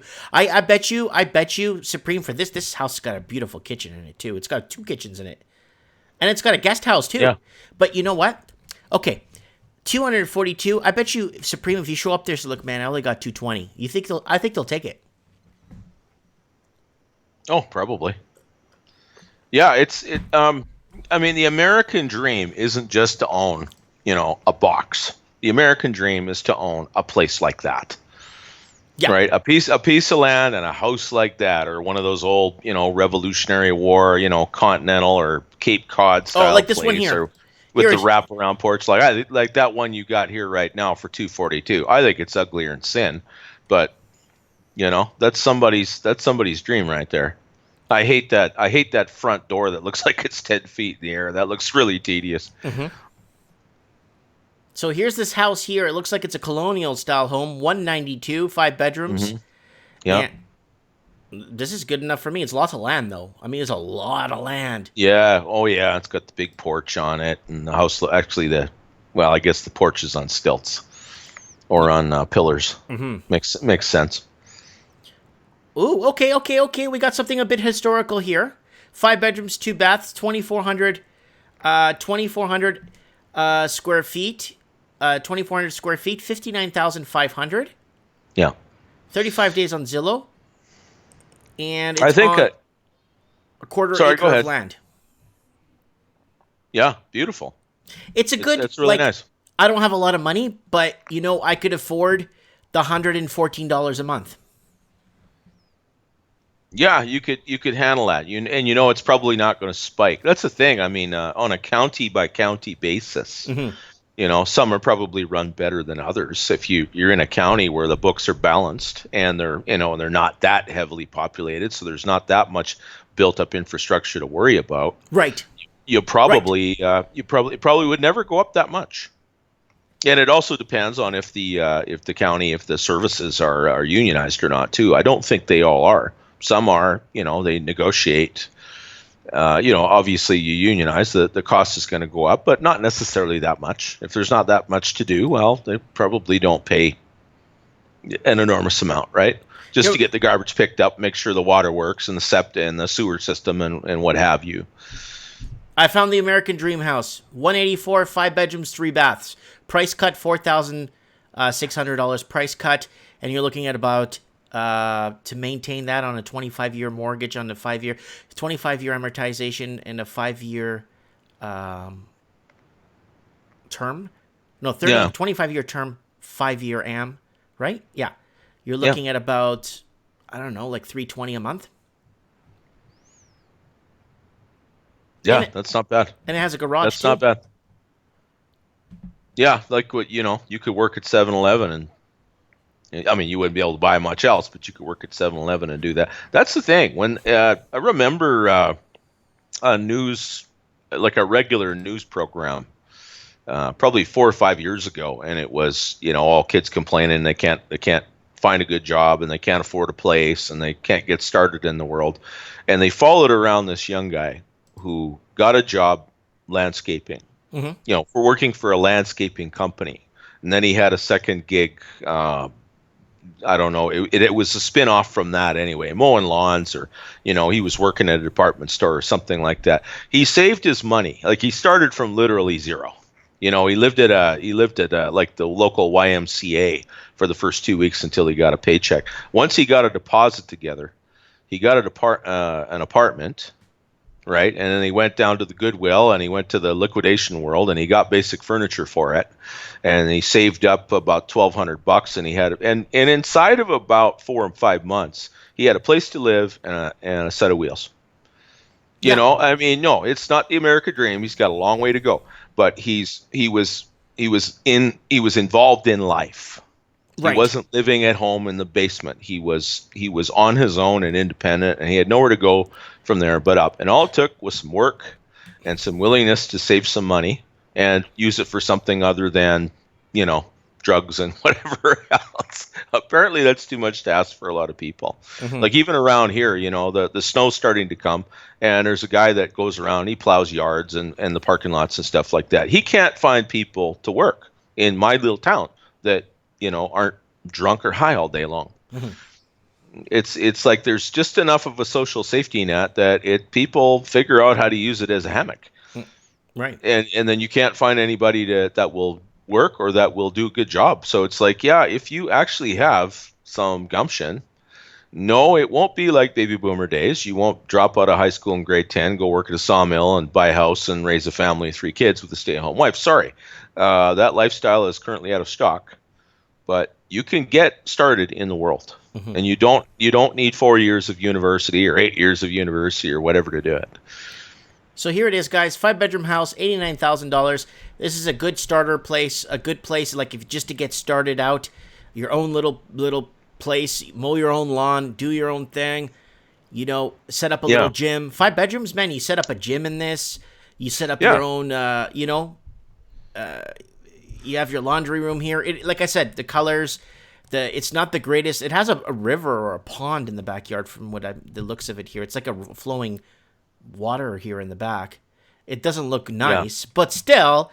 No, the front steps look kind of sketchy.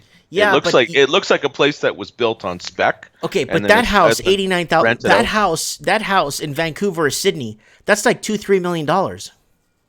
Yeah, that's right. For a 5-bed house that big. Yeah. Yeah, there's a certain. Well, I mean, why is something like that Vancouver worth so much money? I mean, supply and demand, all of those phenomena ultimately are based on psychology. There's just so many people that have it in their head that it's worth any price to live in this place. And now you have all these other places in this enormous place called North America, where the houses are going for a song in nice neighborhoods. Mm-hmm. I mean, I don't know. Maybe half the houses on the street are crack shacks, but I doubt it.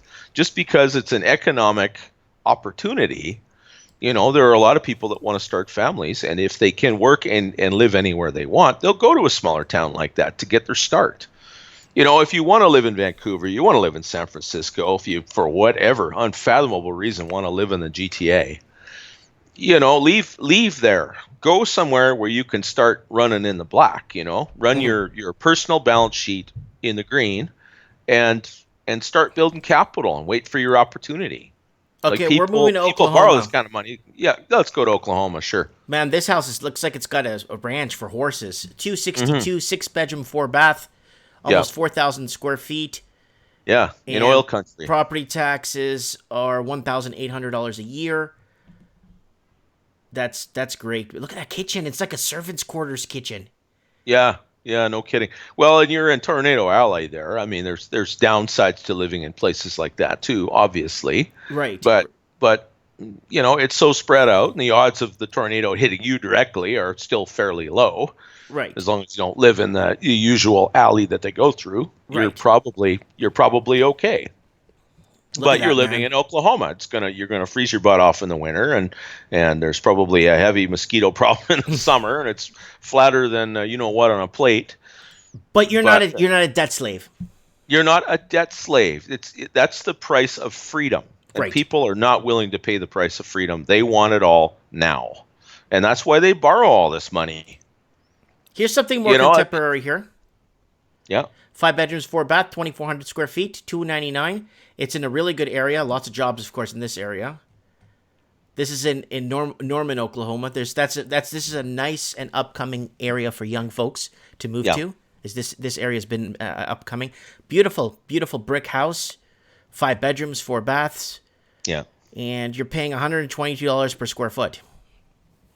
Yeah, if you're making good money and you can afford a place like that, and if it's cold in the winter, well, guess what? Now you've got the money in the bank. You can take off to Mexico a little more often. You know what I mean? Mm-hmm.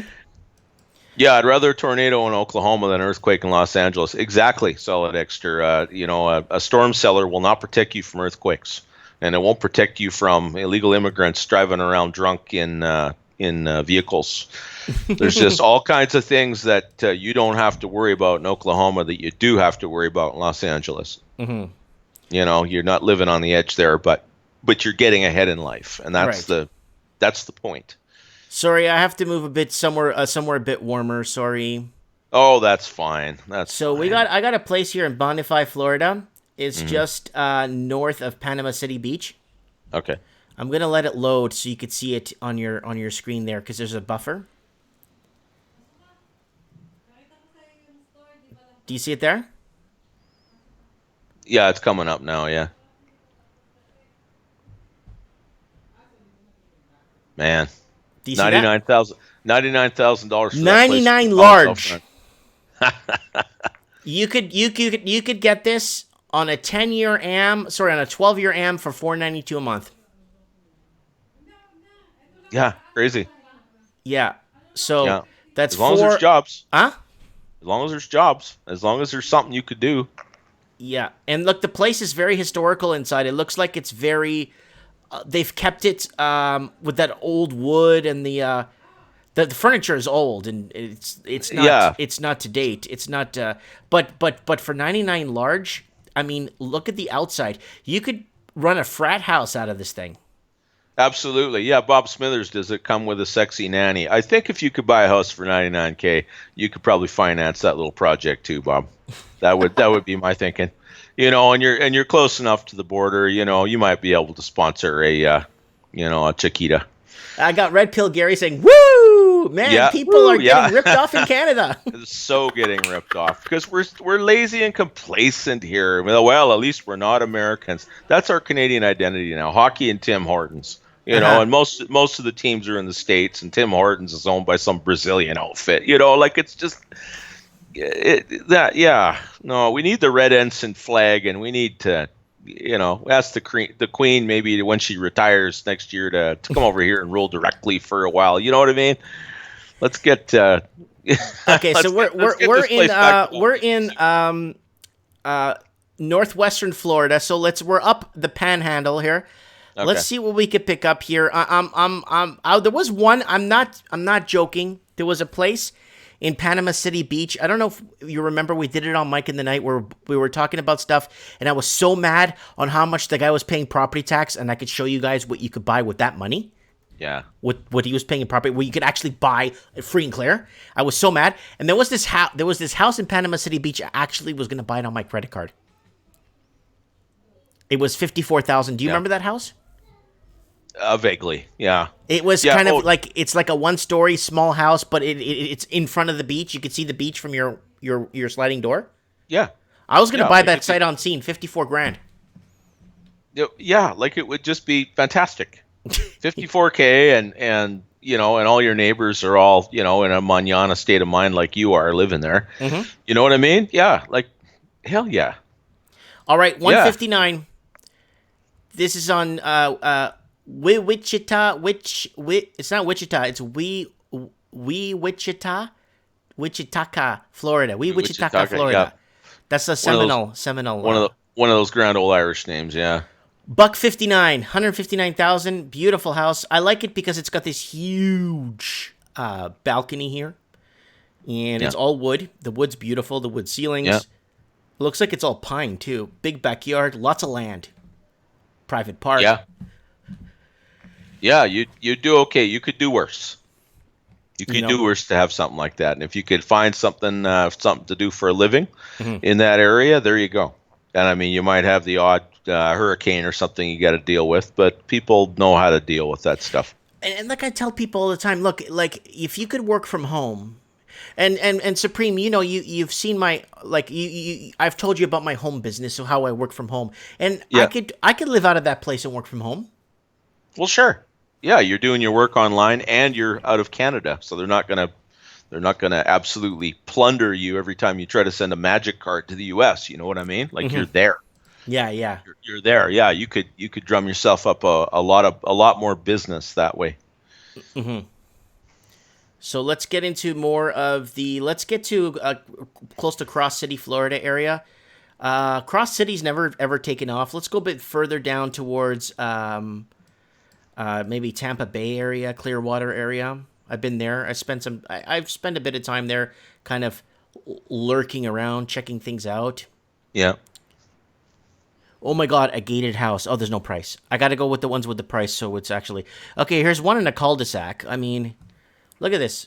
Palm trees outside your house. Beautiful. 294, 6 bedrooms, 4 baths, almost 4,000 square feet. The house is completely redone, top to bottom. Completely redone, top to bottom, left, right, and center. Yeah. Look at the side. The closet. You could park a car in that closet.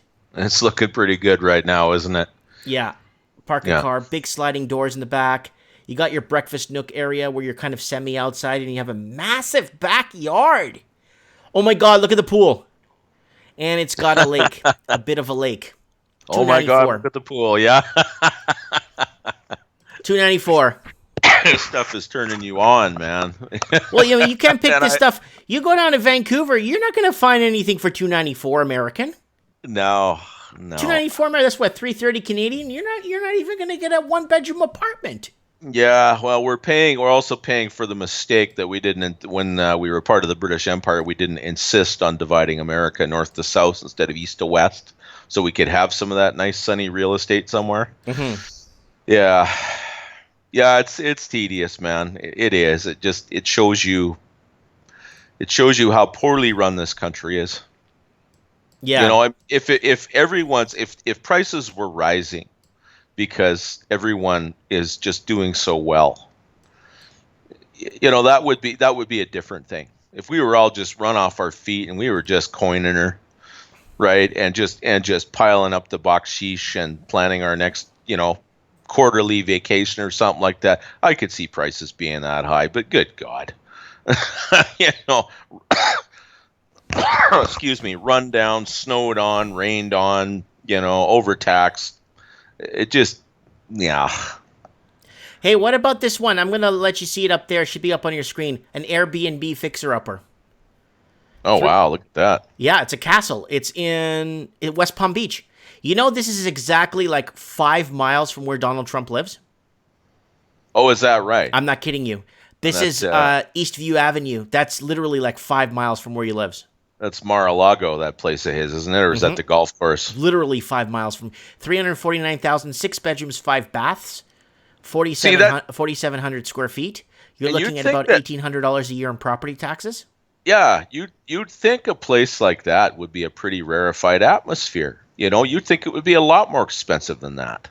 Just because of the number of well-heeled people that live, sometimes all year round in places like that. You'd think houses they'd be as bad as they are in Toronto. I'm sure there are places in Florida where they are insanely priced, but it's probably just because Florida is such an enormous sunny place. Mm-hmm. Like we have 0 places in Canada with a climate like that, and Florida is an enormous peninsula. Now, like how many thousands of miles of waterfront is there in Florida if you include the Gulf of Mexico? It's everything. It's thousands. Yeah. It's like I would say 1,600, and then around the coast, and then another 1,400 up the Mexican, up the Gulf there, another 1,400 up into Texas. You're looking at a lot of mileage. Massive, and then it goes north into Georgia and the Carolinas, which is really not that much further north. Mm-hmm. There's palm trees there. Mm-hmm. Mm-hmm. Yeah, so even in South Georgia, you got palm trees. Yeah, like it's an enormous warm area, with the trade winds and the Caribbean, and a lot of history there too, right? And people that have been there for 400 or 500 years now. I got this thing. It's loading. You're gonna look at your screen in about 3 seconds. Take a look at this. Imagine this is one big. Look how big the property is. There's like a bridge connecting the main house to the secondary house. And there's 2 walkways. There's like a villa in the middle. And then this is like all Airbnb, dude. Holy cow. Yeah, I know, well, I know. It's like a hotel. It's like one of those paid resorts you go to, all inclusive. Yeah. Yeah, Mike Martian. So that's the point. Have you ever lived through a Florida summer? Yeah, I have. I I imagine. have.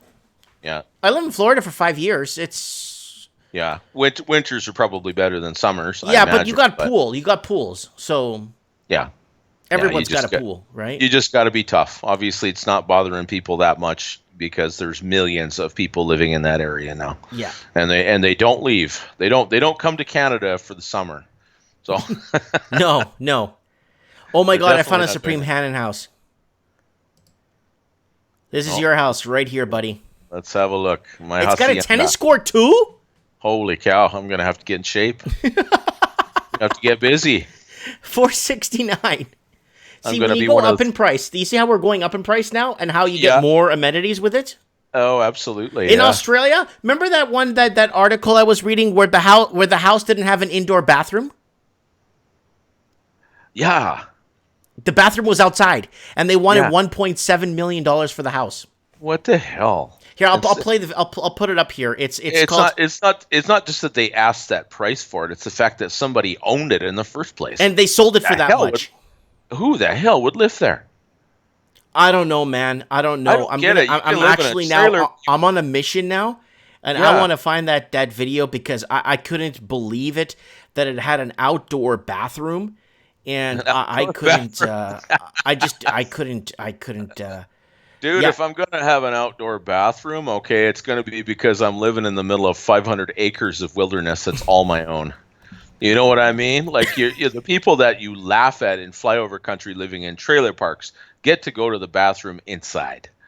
And they ain't paying no 1.4 million. Mm-hmm. That's unbelievable. I mean, unless they plan on tearing it down and putting up a... You can't. Not this house. I'll show you because it's in a row. Here it is. Ripoff townhouse sells for $1.678 million. Yeah. So that's like 1.2 million American dollars. Okay. That's got to be laundering of some Don't kind. forget to get to Brighton, blue, white, and red. Because that's... When you think about So it, that's what's been right up happening there is- with the rich guy who commissioned some artist to paint some ridiculous looking childlike crayon drawing and sell it for $2 million. Like you're just, you pay the guy 50 grand to paint it, put his name on it, and then you sell it for $2 million, and there you go. You've just laundered a bunch of drug money. Beautiful. Beautiful. Okay, I got it up on my screen. Do you see it there? It's going to be up there in a few seconds. That's the house that sold for $1.6 million. Yeah, it's coming up here.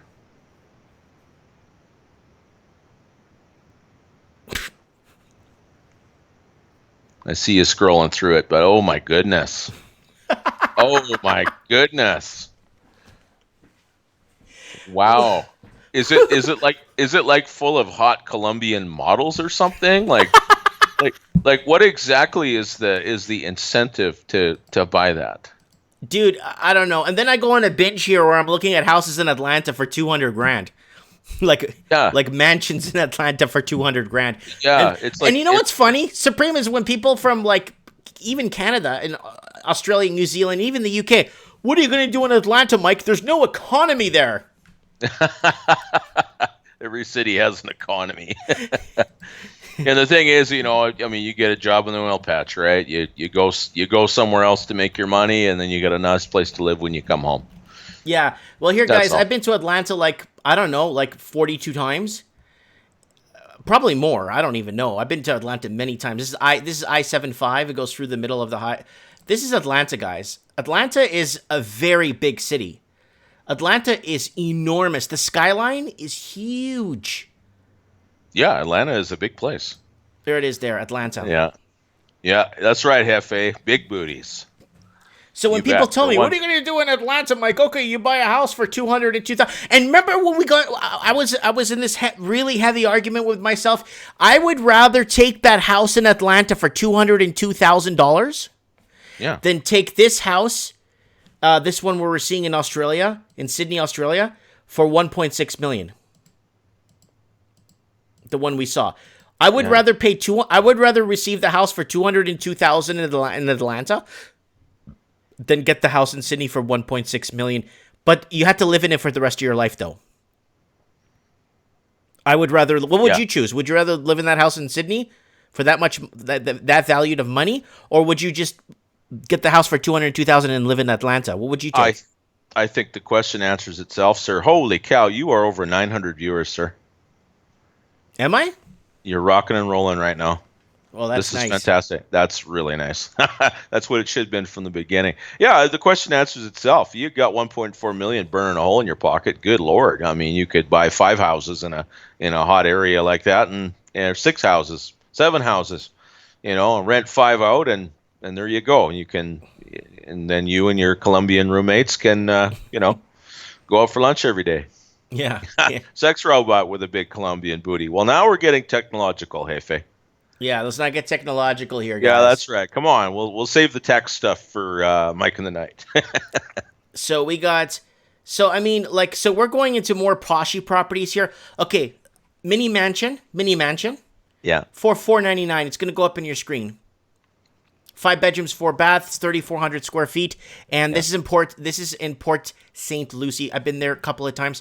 Port St. Lucie is really nice, and there it is. You see it there on your screen? Mm-hmm. Mini mansion. Yeah, it's fantastic. That's a $500,000 house, in my opinion. You know that $500,000 US cannot buy you a 2-bedroom condo in Toronto? Oh yeah, yeah. No, I mean you used to 500. If you owned a $500,000 house, you were doing very well in life. Mm-hmm. Now you have to do very well in life just to own something a quarter of that size, which means you're not doing very well in life. If you've got portable skills, take them somewhere where where you can live like you should be living. Exactly. That's the thing. It's a big world. Mm-hmm. If you don't have transferable skills, well, sorry, but you can still make a pretty good thing of yourself. But good God. Yeah, a house like that in Toronto, I can't imagine. No. I can't imagine what it would be. It would be in the low 7 figures for sure. No, there's no point. Okay, I got another one up. This is a nice one. It's got a nice night view shot of it with the lights on. Yeah. Beautiful. Like that kind of that soft yellow, southern soft yellow with that white trim accent with the orange clay terracotta roofing. 500,000, Very nice. 5 bedroom, 4 bath. This thing is phenomenal. That's about $690 Canadian, and that's about $750,000 Australian dollars. Yeah.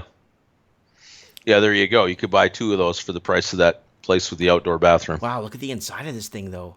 Holy. You imagine an outdoor bathroom in Australia where you got like those 10-pound spiders? I don't get it, man. I don't get it. I mean, yeah, I get it. It. In a way, it's like it's a sunny place. And let's face it, the reason that there's Anglos living there is because they got shipped there to get as far away from England as possible to get on this planet. Look at your screen. They say it's less than a mile away walk. The house is a mile away walk from this little downtown strip. Take a look at that. Oh, wow, that's beautiful. Yeah, barbershop, pizza. Is that a pizza garden? And then it looks like it's salad garden there. It's perfect thing for jewelry store. Valley. You bet. Just to walk downtown, and there you go. Go to the Last Chance Saloon and with your Colombian roommates, and you betcha, go swimming and man, it's really nice. Look at their town hall. I mean, there's so much of a world out there. I wish people, could look at the town hall. Supreme, it should be up. Yeah. Well, and you're right, Mike. You've pegged on something there too. A lot of people think that they're worldly because they got ethnic restaurants in town, right? But they're actually quite parochial. They don't go far. They don't really leave. I mean, going to Cancun or maybe a field trip on, with your high school band to Paris or something like that doesn't really count as being a world traveler. No. You haven't really seen that much. And there's lots of people that they travel so they can take pictures on the Instagram in front of the same landmarks as everybody else. But even then, they're not really exploring the countryside, and they're not really getting to see the world. Like even America by itself, you think, oh, well, go down to the States. America is an enormous place. North America is vast. It isn't going to be bad everywhere, no matter what the economy does. It'll always be doing well somewhere for some reason. The money just sloshes from place to place, right? Mm-hmm. Mm-hmm. So yeah, like you've got to get out and see some of the little towns, and you've got to go into a neighborhood like that. These are apparently fairly well kept secrets. And granted, $500,000 US is no, it's not something I'm going to be going out and buying tomorrow. But man, if you had transferable skills, if you were that surgeon in Toronto that just abandoned his house to go down to the States, that's, you know what I mean? Like, just screw this, I'm out, I'm leaving. You people suck. You're absolute fools. And he left. And Which one was that? Which well, surgeon? It was like 7 of them that emailed me, or the oh well, yeah, okay, well, pick one. Yeah. Yeah, yeah. that's what happens. They get their schooling here, and then they go You know, work somewhere else. They that just nurse, get help. that nurse emailed me a few weeks ago. That moved to Yeah, Ocala, Florida. yeah, Remember her? I brought her yes, up quite a few times in the show, and I read her email. yeah, She moved to Ocala. Where the hell? I can't even see. There's so many red dots of properties for sale. I can't even see Ocala, Florida. It's like one of the first. We were talking about Ocala, Florida. She went down there for a job, to discuss a job opportunity in one of the local hospitals. She took the job, and now she's living there, and she's been living there. It's going to be almost 9 months now she's been living there. yeah, Yeah. So I kind of want to find. Here it is, Ocala. Yeah, here. This is where she lives. She lives in this area here. There's a local hospital here she lives in. Works at, yeah, sorry. yeah. I mean, that's a pretty good gig. You work in an area where everything's affordable. She's probably making decent money, and obviously working for a hospital, her medical is covered. I hope so, Solid X. I hope we hit 1,000. That'd be nice. That'd be a record, wouldn't it? Supreme, take a look at this place. 350,000, 5 bedrooms, 4 baths, 2,700 square feet. Lots Yeah. of land. Look at the pool on the side. Yeah, fantastic. And that's the thing. There's all that fabled cheap labor around there will come in and clean your pool and tend your yard, and you've got the cash in your pocket to hand out and say thanks a lot. Come back in 3 days. Yeah. Sweet. Yeah, like that would be a pretty good life. And obviously, the reason people flock to places like that and they get built up is because everybody wants that life. That's the thing. It's not downtown LA. It's not San Francisco. It's not Vancouver. It's not crowded. Mm-hmm. It's spread out. They probably have limits on how high they can build, apartments and condos and places like that there. Mm-hmm. And you don't need it. I mean, suburbs have their own kind of special hell to them too, mind you, because you've got to drive so far to get to anything. But good God, that's what 7-Elevens are for. All right, let's jump on some images here. There's Ocala, Florida. It's got your down. There it is right there. Yeah. Here it is. Do you see that there on the right there, Supreme? Just coming up here. There I'm it into is. still in the thumbnails. There it is. It's the downtown strip looks like Ocean Drive type of thing with all the neon lit signs. Yeah. And it's got the there it is. That's the one I'm referring to right there. She watched my show and she was intrigued by Ocala for some bizarro reason. So she came to my store to see me in person. Says, "Look, I'm a nurse in Vancouver, registered nurse. I got the whole. She does like 3 different things. Like she's like majored in 3 different areas." And she's like, "You know what? I found that town that you spoke of, Ocala.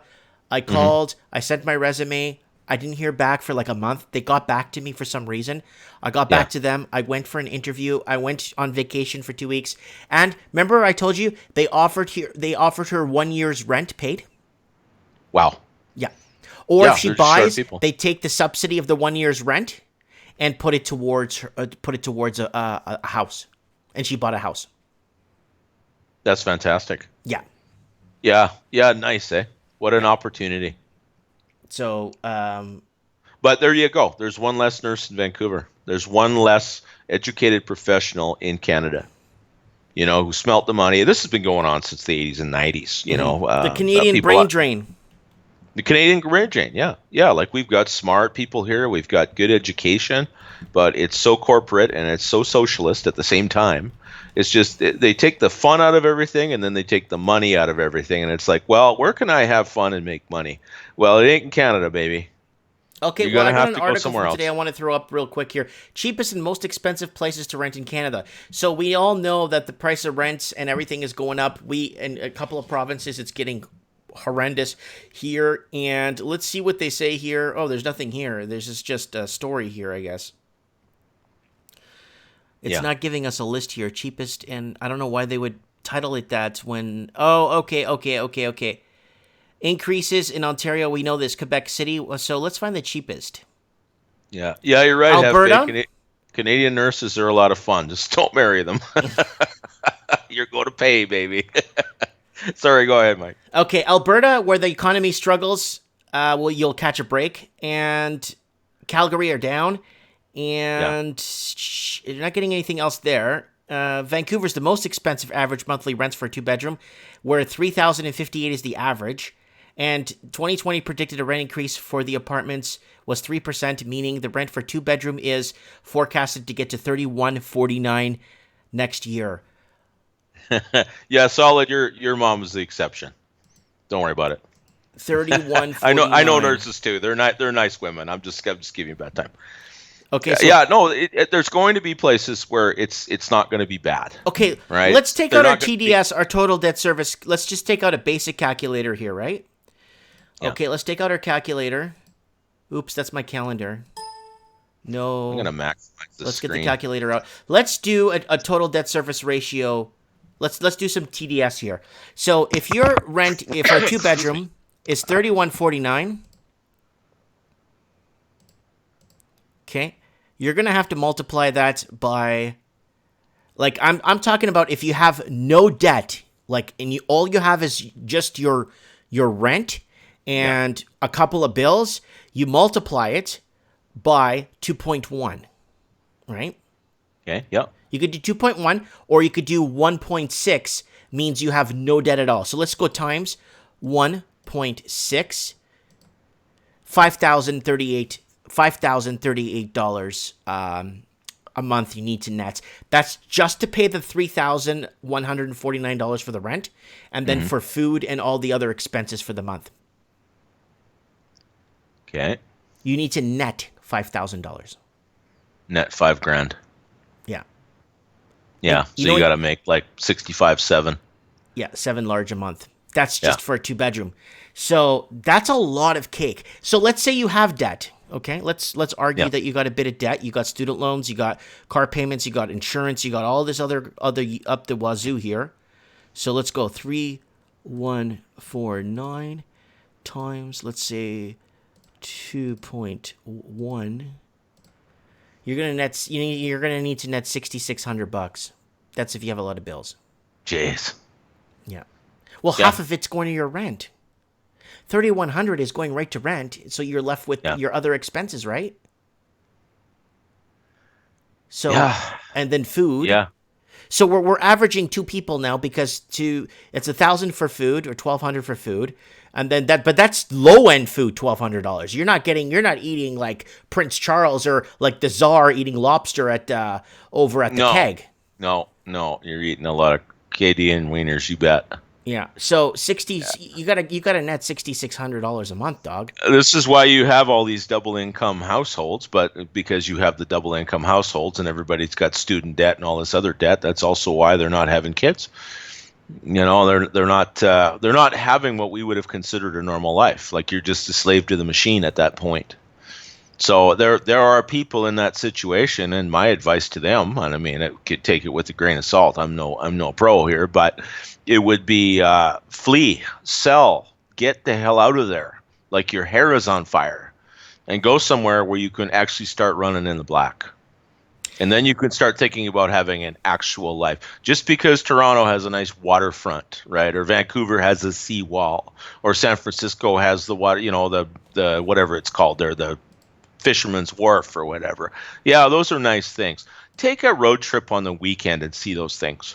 Get the hell out. And then I've already brought this up 13 times, and we talked about this on last week's Mike, 2 weeks ago on Mike in the Night on Saturday night. Yeah. What did we discuss? Groceries getting more expensive, and everyone's saying groceries are going to be up.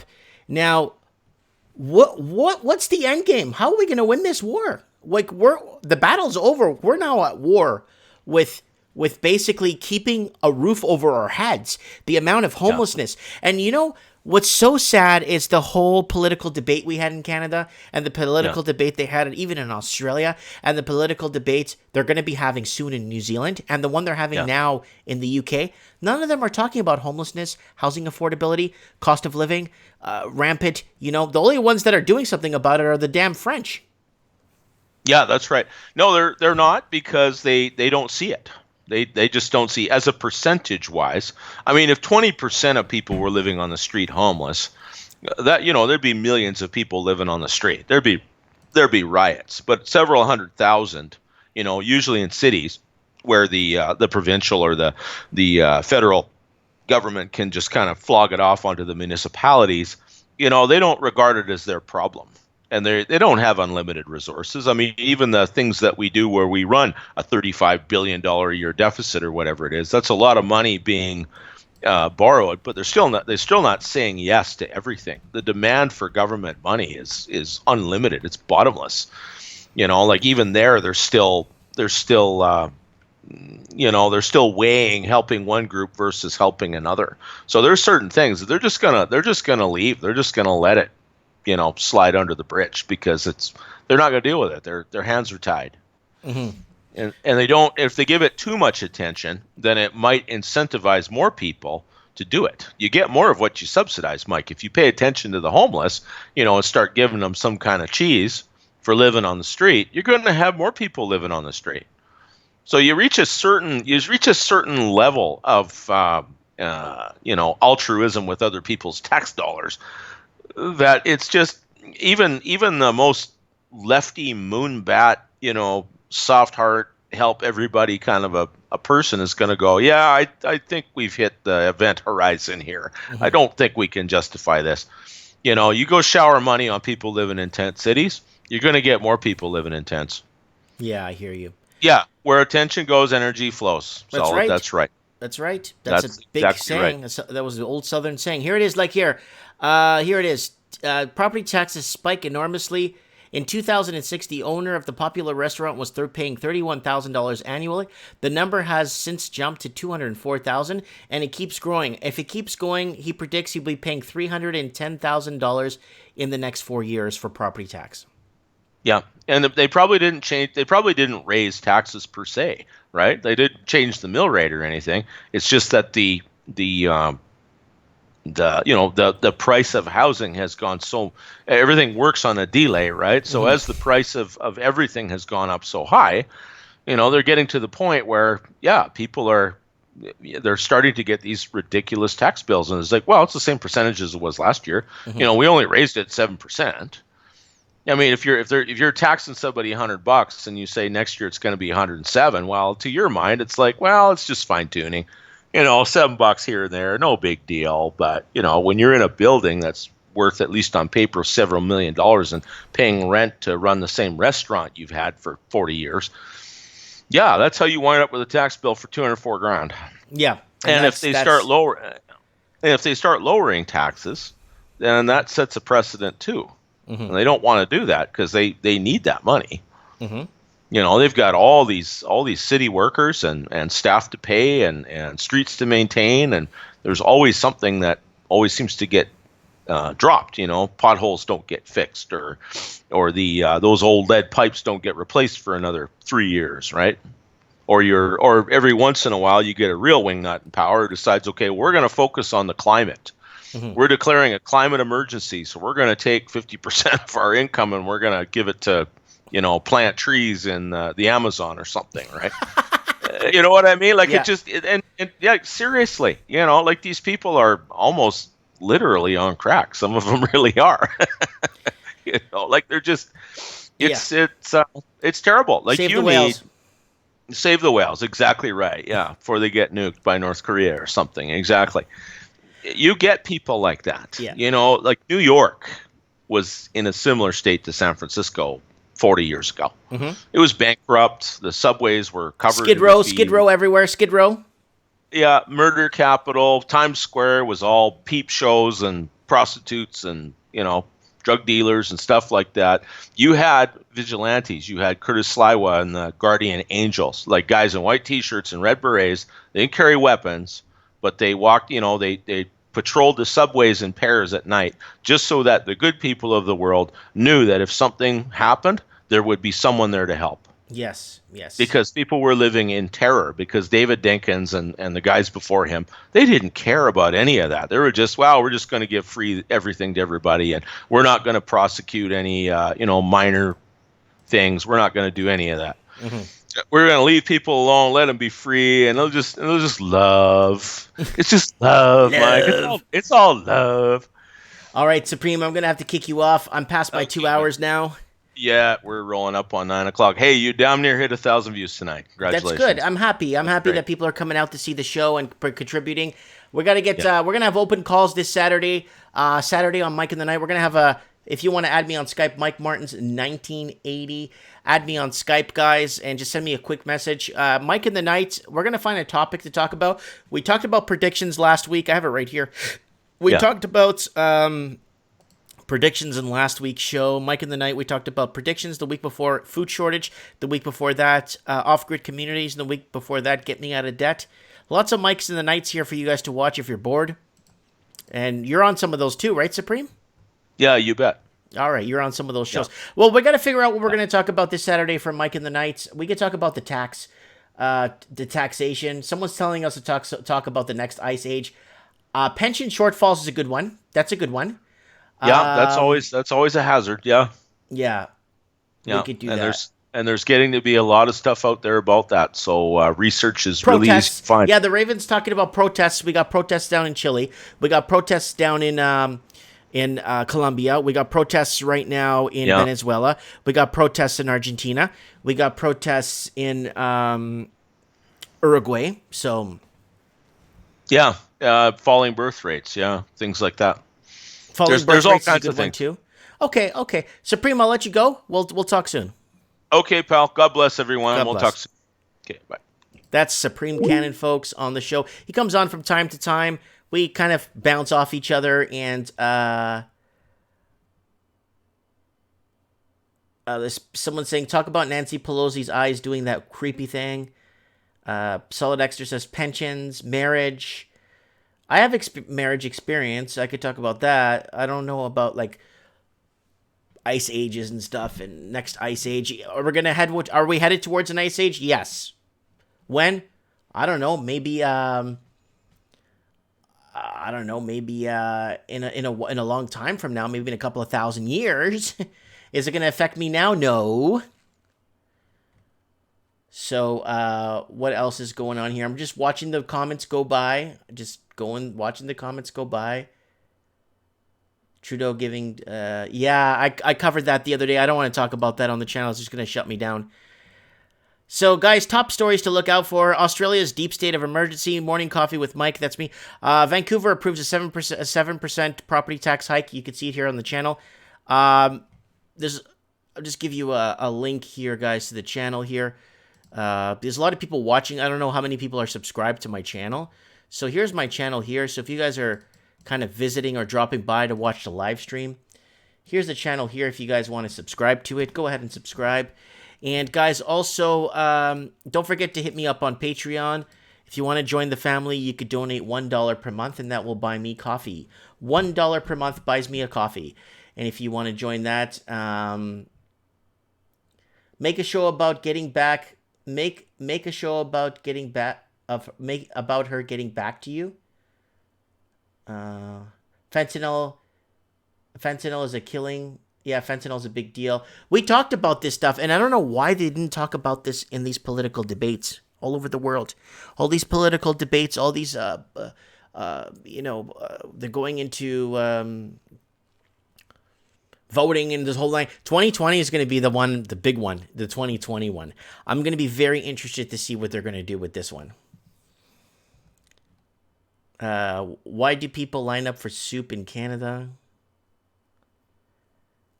Someone's saying we got Lower Earl Scratcher.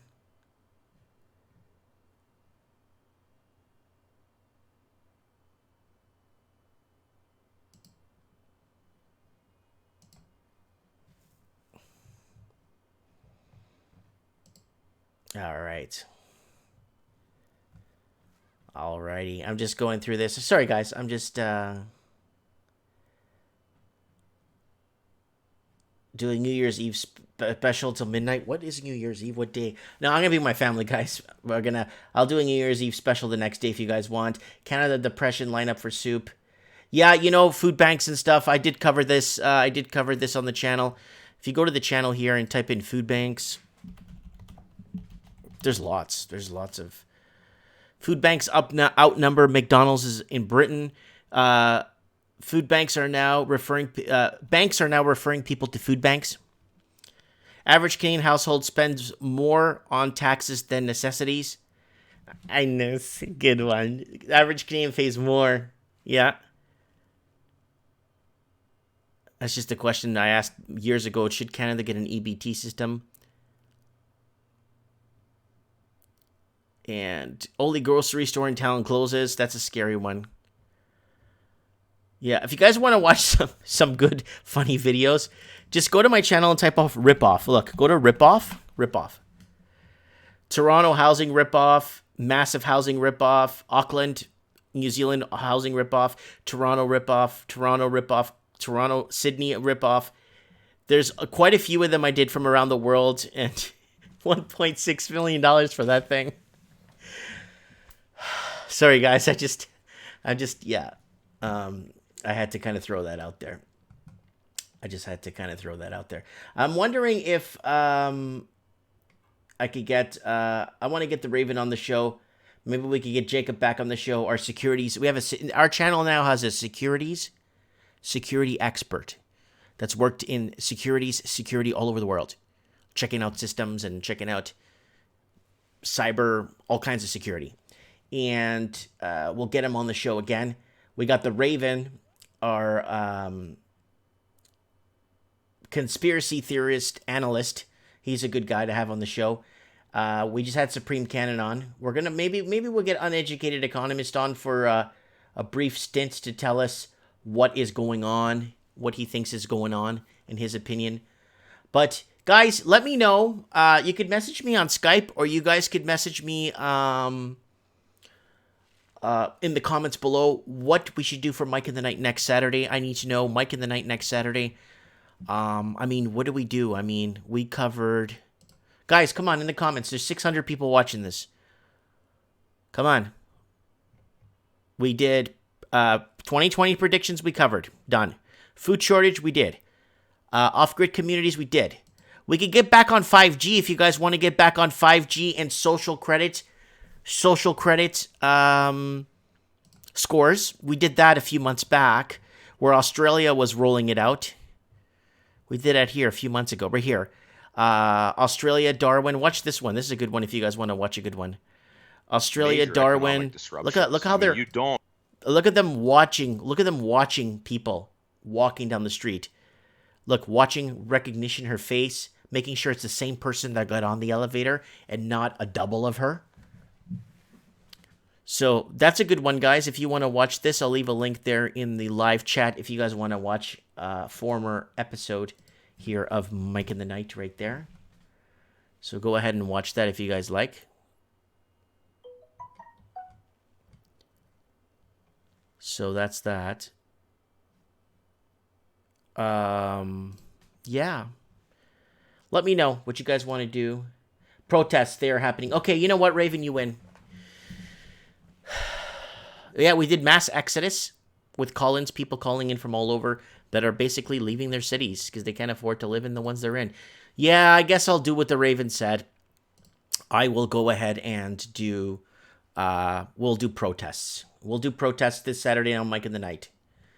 Yeah, we could do pensions. We could talk pensions. Sure, we could do pensions. We could talk a bit about pensions, and we could talk about what's going on with the whole protests. So from what I know right now, I mean, I could show you right now from what I know. So this Saturday we'll be talking about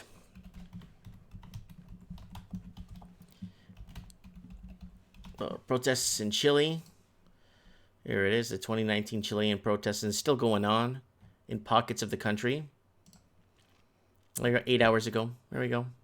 2 months going on. 2 months. We're ready to continue to the very end. Chile is not backing down. When you got nothing to lose, what do you do, right? When you got nothing to lose, what do you do, right? You push back, right? You push back when you got nothing to lose. There's Chile there. Here, this week, protests from Chile. Here.